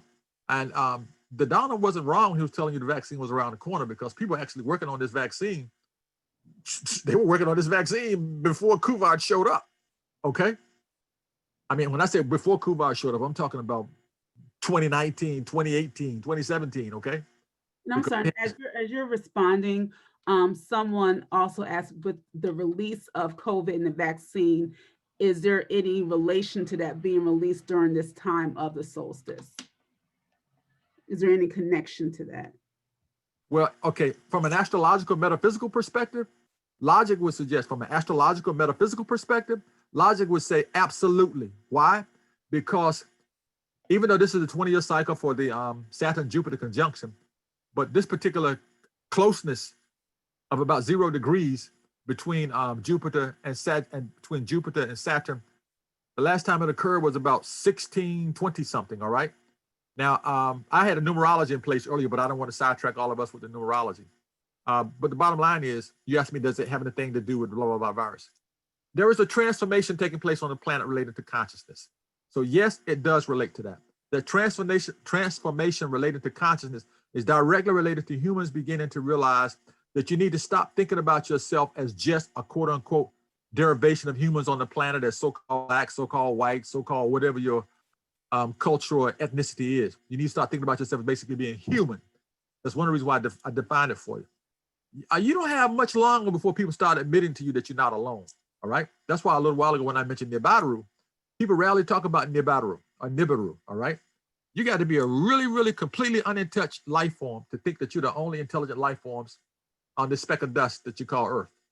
So in terms of the timing and relating to the solstice, this is my opinion, only my opinion, but from a metaphysical point of view and what I know about astrology and what I know about cycles of energy and what I know about us shifting, we're moving closer to what they call the so quote unquote age of Aquarius. And as we're moving close to that, some people say we're already there, but that's a debatable conversation. You notice how more women, quote unquote, female energy actually ruled, female energy actually kept everything in order, because female mean before male, you had women, you had Phi, i.e. iron. Women, they produce life, they preserve life. Mitochondrial DNA comes from women. Mitochondrial DNA comes from women. In addition, the word woman, in front of that, you have woe, you have woman. So the bottom line is man came from woman. Man has a Y chromosome, women have double X. Women by nature are much stronger than men, much stronger, regardless of what men say. Men are much stronger than we are. I mean, women are. Now, the timing, Saturn and Jupiter does two things. It brings gifts, and it also brings daggers and swords in one hand, and it brings gifts in the other hand. And so during this particular great conjunction, like I made a comment earlier about the dark crystal. And if you know anything about the dark crystal, you should see it. If you haven't seen it, you look at it. It talks to you about these particular unique spirits, all right? And it talks to you about, well, it talks to you about the Gelfling, it talks to you about the Jinn. But the bottom line is you have these wise spirits, and these other wise spirits, they have a counter spirit they call the Skeksis, all right? And those are the negative jacked up spirits. Associate that energy with Saturn, okay? Associate the other energy, the mystics, associate that energy with Jupiter. Okay, so with wisdom and gifts and joy, when you get gifts and joy, oftentimes there are other things, because people don't know how to appreciate gifts and joy and they have not had hardship. So yes, I personally think, my opinion, if you were to talk to a seasoned astrologer, any seasoned astrologer could probably give you a more detailed explanation of the correlation that I'm telling you is very strong. Yes, I think so. Why? Because there's a transformation taking place on your planet. And this transformation is happening at two levels. One level, I'm a little ambivalent about talking about in detail, but I made a reference to this term a little while ago when I talked to you about transgenic fish. We're at the point now where as man/woman, humans think they can quote unquote so-called play God. And in so doing, they think they can actually manipulate humans to do whatever it is they want humans to do. But I would only caution you, remember this, they're not interested in everybody. They're not interested in everybody. They're interested in certain specific humans. And those certain specific humans are directly related to this slide that I'm going to let you take a peekaboo at. Maybe I got rid of it to keep from getting in trouble. This slide. I'm going to very cryptically talk about this slide because the person asked the question. On the left, at the very bottom, you can see the morphology, and I'm deliberately not using the word because it's difficult for MetaTag computer software for the government to trace things when they don't have the audio to go with the video. So I'm using the word, but you can see what I'm looking at. Left bottom, the morphology of these little things to the far left. We know what they are. And you can look at the count. I have a slide for another set of lectures that I do. This is what Dr. Frances Wilson always talks about. She's always talking about why our vanilla brothers and sisters do what they do, because they're concerned with what? They are concerned about their quote unquote availability on the planet generations from now. And I would submit to you that what we know about what's going on the planet, it doesn't take anything but common sense. You don't need to ask me. You don't need me to corroborate it by saying anything. Use common sense. Summary statement. Summary statement is this. When you look at what's going on this planet, and when you look at the United States, you look at Brazil, you look at India, use common sense. Who lives there? Why is it that not me, everybody is telling you, not me, everybody, any scientist will tell you that typically you find a disproportionate number of melanin dominant humans passing, having a more severe bout or episode with this particular strand of this particular unit than other individuals have. And they've gotten past telling you it's pre-existing health conditions, because I could show you some slides about the breakdown across age groups. Embedded in my comment is the answer. I'm feeling kind of dumb right now, Ajua and Olabumi, because this stuff is, I kind of know, and because nobody's talking to me, giving me the benefit of their knowledge, I'm really feeling kind of dumb, because I know some brilliant people out there that know some things, and maybe you can open up one of these brilliant people's mic for a minute. But did I answer that person's question? They can respond in the chat with a yes or no, or they need more clarity. Yes, so the mics are disabled. No, that should be, I understand, because there's too many people. Yes, and it is 9:03, and it's about 80 questions, so we're not going to unfortunately get to all of the questions, but just a couple of things. Again, this video will be available on Facebook at the IKG Cultural Resource page, and people wanted to know, where can they reach you? Do you have a website? Do you have an email address? Do you have online classes? Will you be offering a part 2? I will share that you will be presenting in June for United Black Communities event, speaking on the summer solstice on June 19th, 2021. But people do want to know how they can get in further contact with you and learn. Do you have any recommendations or references for other materials or books to read for them to get a more foundational understanding of these concepts? You know what? Is it some kind of way that after this is over, I can make available to you a reading list and they can have access to it? Yes, we can send a reading list out through our IKG email. Yeah, I can give that to you because there's too many books and everything I'm talking about is not mine. But you can see my website there. I think you can see it at the bottom. You can see it here. It's eyesofmaat.com. Eyesofmaat.com. And Tony is like a brother that's like in my head and my heart. He's a true warrior. When Tony asks me to do something, I'll do it. So this is my website. Okay. My email address, I thought it was on this slide. Let's see. Okay, so my email address Believe it or not, my email address, listen up. Okay. Alpha, Theta, Omega, Nice Sunday. Alpha, Theta, Omega, Nice Sunday. That's ATONS. That's Alpha, Theta, Omega, Nice Sunday. That's ATONS. DNA, that's the genetic material, at AOL.com. Atons DNA at AOL.com. If you communicate with me, then I'll give you my Gmail address for some other things later on. My Gmail address is a little longer. Okay. This is a non-alcoholic beer for people that are like in cyberspace. It's called a Caliber. All right. I'm typing that in the chat for everyone, your email address. So Ajua, you and Sister Olabumi need to tell me, is this information helpful? Because to me, some of it is kind of boring. Oh no, it's not boring at all. I mean, it's over 80 questions now, so it's definitely interesting. Yeah, there's so many questions. Yeah. So many different directions. Right. It's 9:06. Do you want to go for maybe 10 more minutes, well, 9 more minutes, and try to answer a few more quickly and go till 9:15 for those who would like to stay on? Of course. You know what I'm saying? Absolutely. I don't even belong to me. I work for the universe. I work for the Great Spirit. And we also have about 383 people who are still with us. Yeah, we were up to almost about 450. So we still have close to 400 still here. When you shoot me an email, I want to let my people know at the university that I was actually doing some work because this final exam period, and you can tell I'm always outside the box. So I'm sort of like a troublemaker. Okay.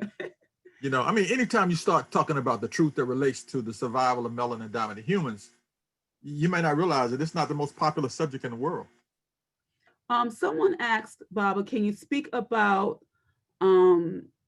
ancestors and are they able to see and hear us? Someone spoke about how to have a divine death. So just a couple of questions about ancestors and how can we align ourselves with ancestors. So again, I'm taking multiple questions and putting them together. And if we can have, I'm going to try to get as many questions answered as possible. Okay, well, you just make sure you help me engage some brevity, okay? First of all, your ancestors, pure science. They tried to give you a peekaboo when they did the movie Black Panther, all right?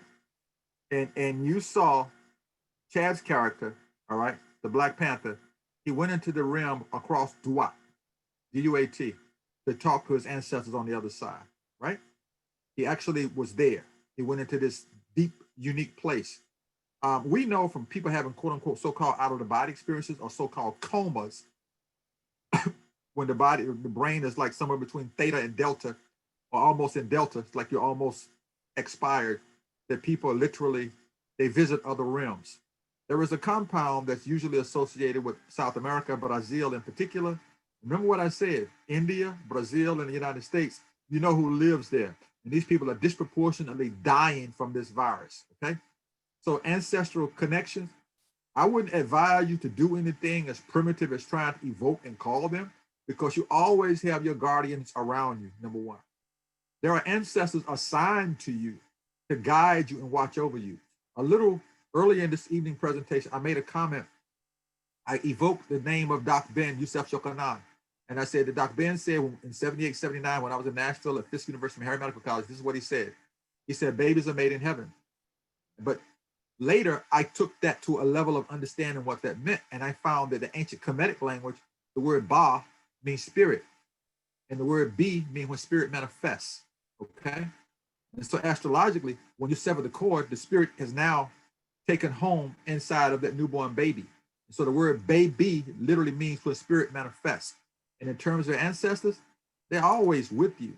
Sometimes you hold on to them and they need to, you might say, return to the flux and do what they need to do, but they don't belong to you as they belong to you as an incarnate relative or an incarnate person, because when you become despirited, you're no longer carbon-based life form.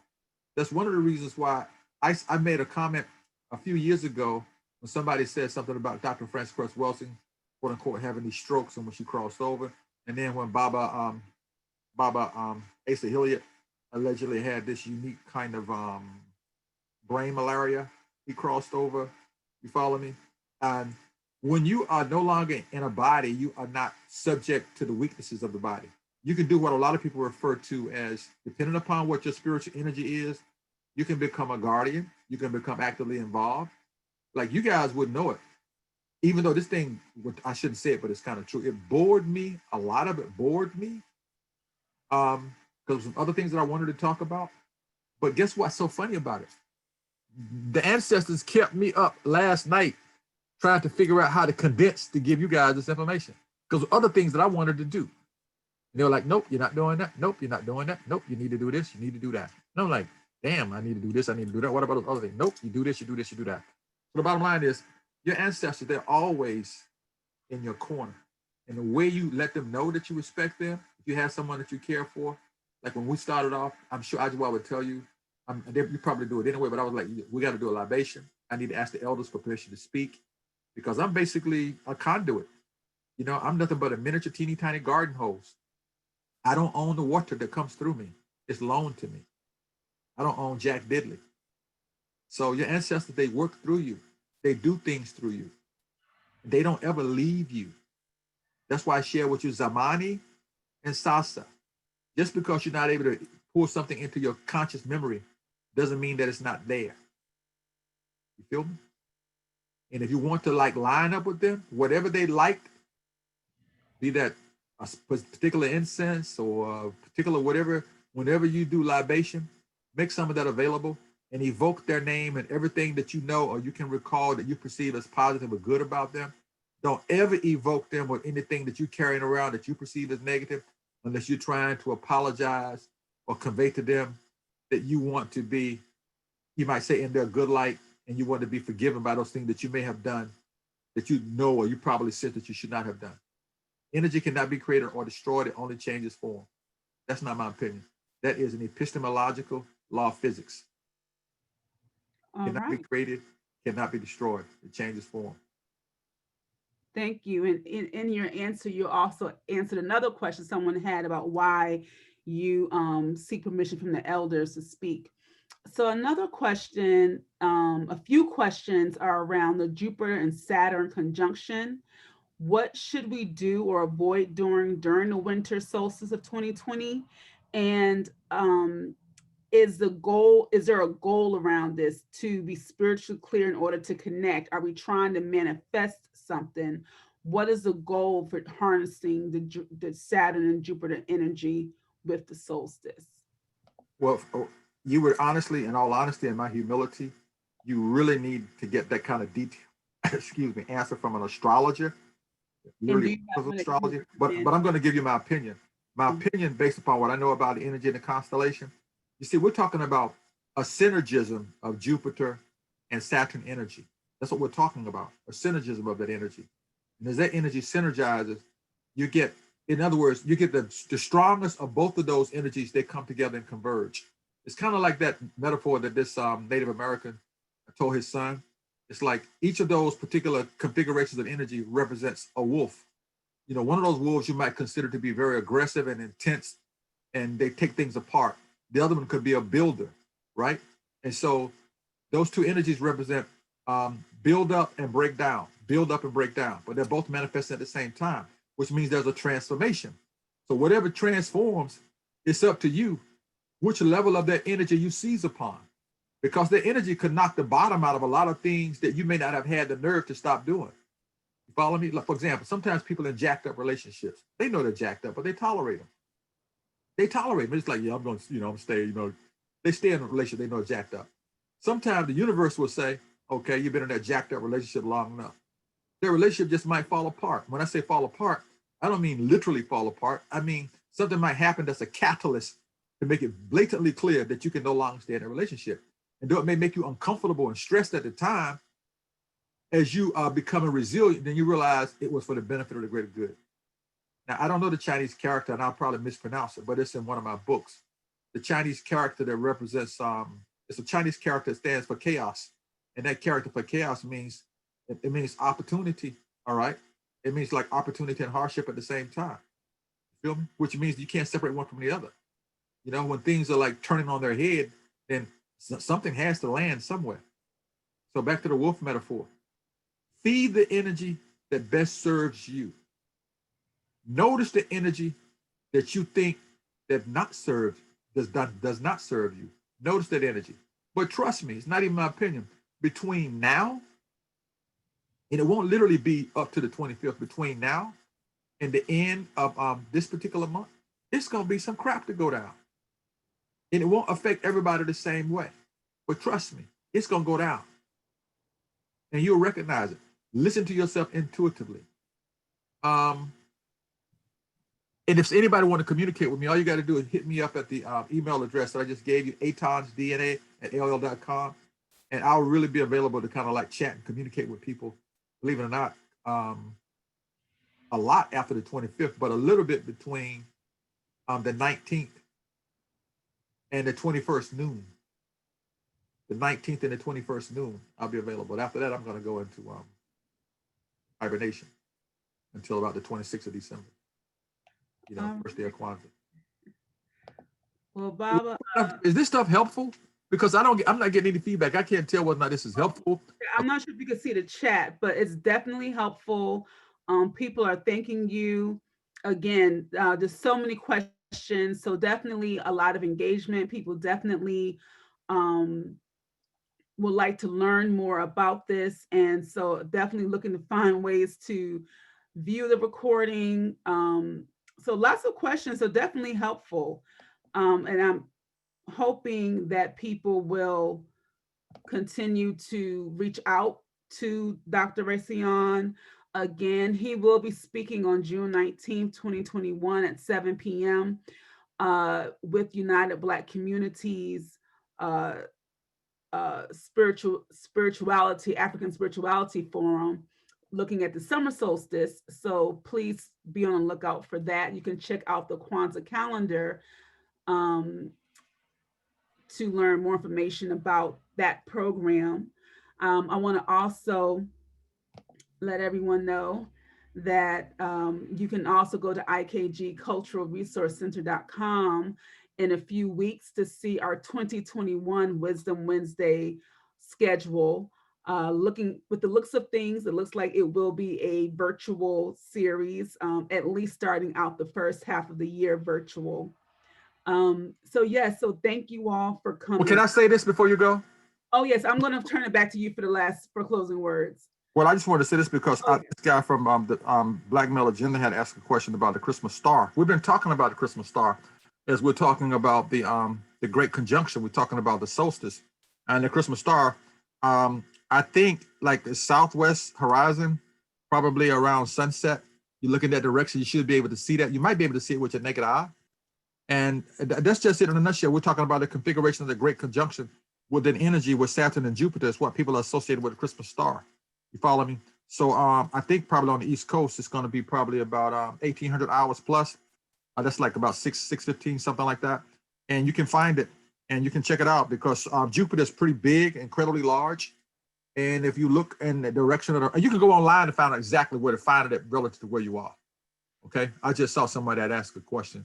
And actually, it's going to be peaking on the 21st, you know, and it might be still visible on the 22nd, but in the evening, because I looked at one of the questions. Okay, so I'm going to be quiet. No, you're great. I mean, people are asking for a part 2. So if you want a part 2, put part 2 in the chat. Let's see if Dr. Rasayon will come back. But of course, you know, he's, look at that. Do you see it in the chat, Dr. Rasayon? Do you see the chat? I need to like scroll through the chat to see what's up. Oh yes, it's lit up. Like everybody wants a part 2. Everybody wants a part 2. So we will. Let me help this. I want to help this one sister out named Shayla. She's talking about how you reverse a spell. Let me share something with you, sweetheart. Listen very carefully. So-called spell. Remember, the morpheme, the word spell means you spell something out. That's why you usually hear people that practice Wicca, they'll say crap like this: I'm casting a spell on you, which means they are arranging words to do certain things to you. The word abracadabra literally means I speak, I make it manifest. So if you think someone is shooting you some negative energy, 3 things you can do. A, stay clean. Wear natural clothing whenever you think you're in that person's presence. Do not engage that person in any type of conversation the energy won't stick to you. If they've been around you, don't allow them to touch you, okay? When you've been around them, cleanse yourself thoroughly, okay? And occasionally, if you have it, get some real frankincense and burn it on charcoal. If the energy is jacked up, put it in a sink or in a place where a fire would not be started, all right? Because if the energy is jacked up, it might sparkle or jump a little bit. And if you cannot get the best real, like what they call rocks or the pellets, then you can get some really good incense easily ordering online. And also, don't repeat whatever it is that they're saying to you. So in terms of reversing a spell, don't worry about it. You have ancestors around you that can handle that. Awesome. So we can talk a few more minutes and we can roll. Yes. Okay. So, well, Dr. Rasayon, it's 9:21. We still got about 350, more than 350 in the audience. We'll talk 10 minutes. Is that cool? I'm sorry. Say that again. We can talk for 10 minutes if you want to. Yes, that's what I was going to recommend. People are asking for a part 2, so I will be in contact with Dr. Rasayon to look at scheduling a part 2 of this presentation as he shared. There's a lot that wasn't shared, so we will see if we're able to make that happen, and we're excited about your interest. We're going to go ahead and go on for about another 10 more minutes. I saw an interesting question. I'm sorry, hold on a second, Olabumi. Dr. Rasayon, are you able to see the Q&A? I think you are. Yeah, I'm doing a peekaboo at it now, but I'm going to follow you guys' lead. Well, yeah, but if you want to also scroll through and note some questions that you Okay, definitely that you want to lift, that'd be great. And Olabumi, I see that you want to note some questions. So if you want to go ahead and ask that question. Okay, and I'm kind of, the question was basically, what is the difference between a psychic attack and mental illness? That's an excellent question. Well, let me share 2 things with you. Unfortunately, sadly, sometimes they can kind of coexist, number one, all right? They can kind of coexist. I wish I could recall the brother's name that I explained it in the details. The reason why I said they can kind of coexist, because a mental illness means that you have been destabilized from your identity and your core. But because the reality of, I'll tell you, a classic mental illness would be someone that has a jacked up biome, which means their body is jacked up in terms of the regular amount of healthy bacteria in their body. Their diet could be jacked up and the energy could be around them. So they could have an episode, all right? A psychic attack is usually something that's a little bit more intense. Conversely, I'm not going to talk about things that are long-standing psych attacks because of the room that I'm in my home. But there is a fundamental difference, but that does not mean they cannot coexist. The way you can differentiate the actual mental illness from quote-unquote psychic attack is for you to actually provide some type of meaningful, relevant, culturally centered therapeutic intervention for that person. And usually, if it's a classic, not a full-blown type of brain inflammation, a full-blown brain inflammation would be a more difficult particular phenomenon to treat. A psychic attack, all you have to do is, I don't know what you believe in, you can actually consult an oracle. You follow me? Oracles can be cowrie shells, they can be Ifa, cowrie shells, Ifa, I-King, they can be even tarot. As a neuroscientist, for me to tell you this, trust me, I'm stepping on a lot of my colleagues' toes and they're going to be telling me I'm crazy later on. But all these tools that I'm telling you, they belong to the ancients. They were ours. Europeans just told us that they were some kind of mythological crap. But I want to respond to this person's question about Sanskrit in the brain. Yes, one of the most classic symbols that you associate with Sanskrit in the brain is the symbol called the Om, which is associated with a mantra. And that Om sound is what I was alluding to when I was telling you about you could get viruses planted inside of you when people repeat certain things to you. For example, I'm going to tell you a very, very adverse, negative, profoundly negative mantra that Black women have found themselves periodically using to talk to each other. They use itch with the B on the side of it. They use itch with the B on the side of it. That's one of the most insulting things that a Black woman could say to another Black woman. It's the most insulting thing that a person of color could say to another person of color. It's the most insulting thing that a human could say to another human. And when you say like, yo, what's up, my B? That is absolutely totally jacked up. So when you talk about Sanskrit and you talk about you talk about Semeta, you talk about the Meta, those are words of power. And when you speak words of power, like when the sisters say somebody casting a spell, you follow me? That's why a lot of times people did those negative things. They would create a rhyme or limerick. And as I was telling you about words a little while ago, like if I had a different form, I would drop some spoken word in, but I'm not going to do that tonight, right? Those symbols, yantras, Y-A-N-T-R-A, okay? M-A-N-T-R-A, is the actual audible signature associated with a yantra. Yantras are those geometric patterns. Yes, those things have power. Yes, those things evoke consciousness. Yes, those things can make certain things happen.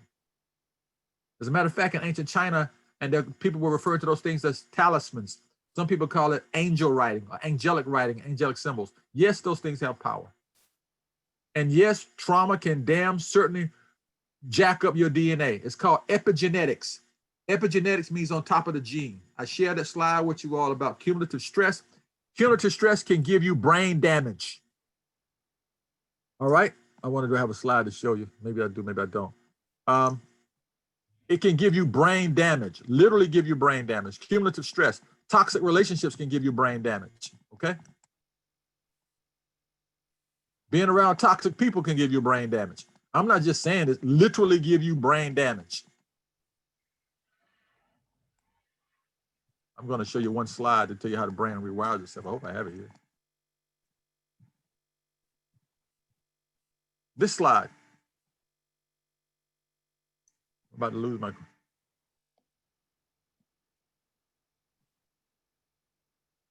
Somebody wonder if it can rewire. Yes, see this slide here? At the top of the slide, you see the brain can reroute or reroute neurochemical electromagnetic traffic. You see where you see that red arrow to the top of the screen here, that red arrow? You notice where you see A and B here? You see these pathways here, the green and gold going down to the purple, but you see here it gets cut off. The phenomenon is called collateral sprouting. You see this little gold filament reconnecting here. The best way to describe this for you, you guys may not know about the District of Columbia, but we had any major freeway, any major highway. Let's say you have a major highway, New Year's Eve, you're traveling from point A to point B. While you're traveling from point A to point B on this major highway, you may have 4 lanes available. But let's say of those 4 lanes that are available, 2 of those lanes have big potholes in them. So they get jacked up, compromised. So people won't drive that way. Over a period of time, the people will complain about that, and someone may make an ancillary or secondary road. All right, I'm not talking about filling the pothole in. Someone may create on their own a little side road to the side so they can drive. You won't be able to drive as fast, but you can still go from point A to point B. All right, that's synonymous to collateral sprouting. That's the thing. It's called neuroplasticity when you talk about the brain. The brain has the ability to rewire itself. Literally. If I had the opportunity, I'll show you this slide about the Egyptians knew that you could live without the top part of your brain. When vanilla people discovered that you could live without the front part of your brain, your frontal lobes, they decided to do something called lobotomies. The classic movie that shows you that was One Flew Over the Cuckoo's Nest with Jack Nicholson's character in it. I think his name is Nicholson. They basically bored holes, something called transorbital lobotomy. They screwed up part of his prefrontal cortex. He could still eat, he could still toilet, he could still walk around, but he was a little bit like a zombie. And that's why I shared that slide with you earlier about those people in the graveyard and those people that were in front of that minister. You can be a zombie when other people hijack your software. And your software basically is your modus operandi that you use to engage and navigate life. And trust me, we're good at programming it. I'm gonna give you a simple example of having your software hijacked. The slide that I just showed you about your brain with the little red arrow here to the top. Sometimes people stay in toxic relationships. I mean, really toxic that they could leave. And they'll say crazy stuff like, you know, but he's good to me. Yeah, but she's good to me. Yeah, but she does this. But didn't she smack the crap out of you the other day? Or didn't he shove you down the stair? Yeah, but I did this and I did that. All right. So the point is, your software, you have begun to give yourself what I call a form of brain damage. You tolerate the pathology so much that you have begun to perceive it as being normal. You say it's okay. And the more you say it's okay, back to that word psycho-neuroimmunological phenomenon, you program your body to say, hey, it's okay to take that. It's really not that bad. Human brain is absolutely phenomenal. That's why I love it. Okay, we can take a few more comments. I'm amazed that nobody has a comment. Everybody's asking questions like I'm supposed to know. Yeah. Okay, so let's see. Well, 3 minutes? 5 feet. I'm sorry. Or whatever you need. Go ahead. I'll be quiet. Well, no, it's 9:30. So I mean, if we, you know, I'm here like you are for the people. So you know, we still got quite a few in the chat, and so we're just gonna kind of keep going. We are going to eventually stop, but I mean, we can just. You got a black clock, don't you? I like that. You have a black clock. Take a few more questions. So since you're on the brain, someone asked about 5G. Will it impact our glands? How do we protect ourselves? That's a hell of a question, and to be honest with you, I'm really not able to answer that question now because that question has two components built into it, and those two components has a question of implying that somebody's going to do harm with 5G. By its very nature, 5G can do harm by its very nature. Period. Okay, that's just by the very nature of 5G alone. Period. Okay. And then with a jacked up diet added to that, you inadvertently do harm. Remember this. Let me give you an example to answer the question. Y'all gonna have me in so much trouble. So check this out. Have you guys noticed that the bees have begun to like leave? Are you all familiar with how the bees, the colonies of bees have begun to diminish in numbers on their count? Different people that have apiaries where they have bees and stuff like that, they'll tell you like, wow, some of their bees left. Are you all familiar with this? This is what I mean, I'm not being able to give feedback. So you talk about 5G, you talk about energy. Yes, they're saying yes. You think about, okay, your planet has, I don't even know how many satellites you have floating around your planet, right? And those satellites, they're communicating with electromagnetic pulses, right? That's one of the reasons why you guys can be on your cell phone and go outside and talk and receive pictures and images and all those kinds of things in it. Because the stuff is basically, it's being created or shared through the universe through something that I'm going to call nano pulse wave technology. And in order for you to pick up this nano pulse wave technology, you have to have a receiver for it. By nature, your brain is designed to pick up everything. Black people call it vibing. You hear it all the time. Black people say like, yo, man, you feeling me? Yeah, I'm feeling you, man. You feeling me? And when people think they're in love, the exact same thing happens. But because I didn't go over the chakras in the body to show you the symbolism with the chakras, your body lines itself up to pick up energy. Like here, these particular things are energy centers. They're lined up with meridians associated with acupuncture. All of those things are transmitters and receivers. They transmit and they receive energy simultaneously, okay? Now, where you see the orange and the red, that's where the collective body of vanilla people live. The collective body of vanilla people live, all right? Collectively, you find a lot of brown and black people resonating above the orange up to the green, okay? You know, we take a lot of stuff personally, okay? We're very personal people. So when you talk about what's happening with the energy and the level of maturity, it relates to how old your ancestral or your mature DNA is. And you cannot wake, not cannot. It's difficult to wake things up if they've been asleep for a long time. Like if you were to open some kind of container or something, and if it's been shelved for a long time and it's vacuum sealed, you have to put a little energy in it to open it up, all right? A similar phenomenon happens like if you sleep in the dark, and you open your eyes to the east window and the sunlight comes in, that light will hurt your eyes, okay? Because there's too much stimulation on your retina going into your brain at the same time. Not only will it hurt your eyes, it can even make you wind up with a headache because there's too much light energy coming inside of you.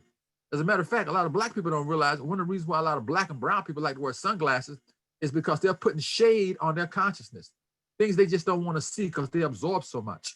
They absorb so much and they don't want to invite certain people inside of them. So, you know, we wear sunglasses at night. We call them shades. We're not talking about throwing shade. But before I go off on a tangent a little further, I'll be quiet and see if somebody has a comment or question. So I'm about to download. There was another question someone asked about, can you elaborate on Nibiru? Nibiru. Ooh.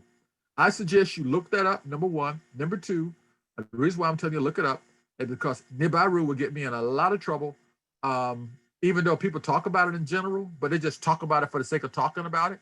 As a matter of fact, we're about ready to have, I don't want to talk about Nibiru other than to say in general, a lot of people are of the mindset that Nibiru had a direct relationship to what's happening on this planet.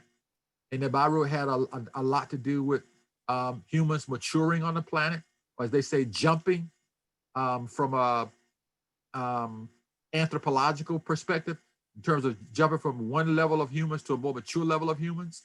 I suggest you Google Nibiru, Nibiru, and you will find a lot of information on it. But the way you Google it is you cross-reference whatever you find with 4 more sites so that you can say you have corroborative information.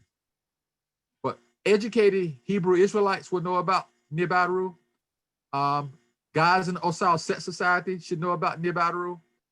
And those brothers that author the holy tablets will know about Nibiru. Okay, so you spoke about the tablets. Someone asked about I believe the emerald tablets. And would you recommend, I guess, learning from it? The honest answer to you is to be completely 100% honest with you. That's too deep for me to answer. Okay, because some people claim they have access to the emerald tablets, and some people have a version of what people have misrepresented as the emerald tablets. And the emerald tablets are synonymous to you having access to what they call the Akashic records, or the Akasha records, right? Mm-hmm. So that particular level of knowledge or access to that information, the real access to the Akashic records, is something that people associate with before Europeans began to tap into the knowledge of Tahute, which they associated with Herms. You ever heard of You heard of Samaria? Mm-hmm. It goes back that far. Think about alchemy. Alchemy is the real chemistry. Alchemy is nothing but the black science, Kemet or alchemy, right? When you're talking about something relating to the emerald tablets, you're talking about sacred books of knowledge that will have information relating to what some Jewish brothers and sisters will call the Kabbalah, the gematria, which goes back to understanding the power of numbers and geometry and music and math. So I suggest you just cross-reference whatever you get. If you get a superficial, very generalized, not detailed specific information, then you're probably not reading from the emerald tablets. You probably have a version of something that somebody got their hands on, right? Okay. So I think this is a good place to stop, unless Olabumi or Dr. Rasayon, you see a question that you want to address. But I think we're good right here. Again, a lot of questions, and we will work on having a part 2 to this presentation. And we thank everyone for coming out. And again, you can go to ikgculturalresourcecenter.com to learn about more events that we host. And if you're not on our listserv, you can go there, go to contacts, and you can join our mailing list to be updated on our various events that we do have. And we are going. May I respond to something? Sure. Okay, I just want to respond to this because I don't know if this person means that the biological mother is quote unquote Anglo, but I don't know what they mean when they say the person is Negra. I don't know what they mean. I think they're saying that they're mixed. They're half black, half white. And you have mentioned something about earlier. You have mentioned something about being, half. I said hybrids. No, but let me be clear about this. The bottom line is this. First of all, the vast majority, when I say vast majority, I'm talking about probably greater than 95% of the people on your planet, in some kind of way, except those that have been genetically tampered with. I don't believe I'm saying this and it's being recorded, but people will probably tell me I'm a crazy neuroscientist later on. But listen, if you don't mean Negro in terms of black, that's not the term that you use to associate with melanin dominant people, just so you will know. And all humans are humans. That's why I told you what a human was. You hear me say anything about humans other than the tail end of the statement. I told you that you have eumelanin dominant and pheomelanin dominant humans. I told you humans are carbon-based photobio electromagnetic transducers, aerobic type bipedal life forms. That's what I told you they are. Eumelanin dominant or pheomelanin dominant. You didn't hear me say black people or white people. You said melanin dominant people and melanin recessive people. Then you have that mixed melanin cluster of people. All right. I don't really know. Oh, I know what. She doesn't understand the word melanin. That's because she's spelling it kind of funny. Somebody need to just look up melanin. Ask your smartphone to tell you what melanin is. Melanin from melanos, it means black. It's a carbon substance. We're working on some graphemes now that make melanin almost alive, like spaceships. But I'm talking too much. So I just saw that comment and I just was having a little trouble ignoring what the person meant. You're only human, period. Thank you for allowing me to say that. Now I'm going to be completely quiet. All right. Thank you all for joining us again. And we look forward to you coming to more of our events. Again, Wisdom Wednesdays are held every third Wednesday from 7 to 9 p.m. As of right now, they're being held virtually, so people from all over can attend. Just shouting out Philly, Chicago was definitely in the house, South Carolina, so all over the country, California, New York, Texas, so Michigan, of course, DC, Maryland, Virginia. So thank you all for coming out. And we are going to stop the recording and close out this program and bid you all a great evening, a great solstice, and may we all be blessed with the great energy that is upon us. Oh, tap, the joy is mine.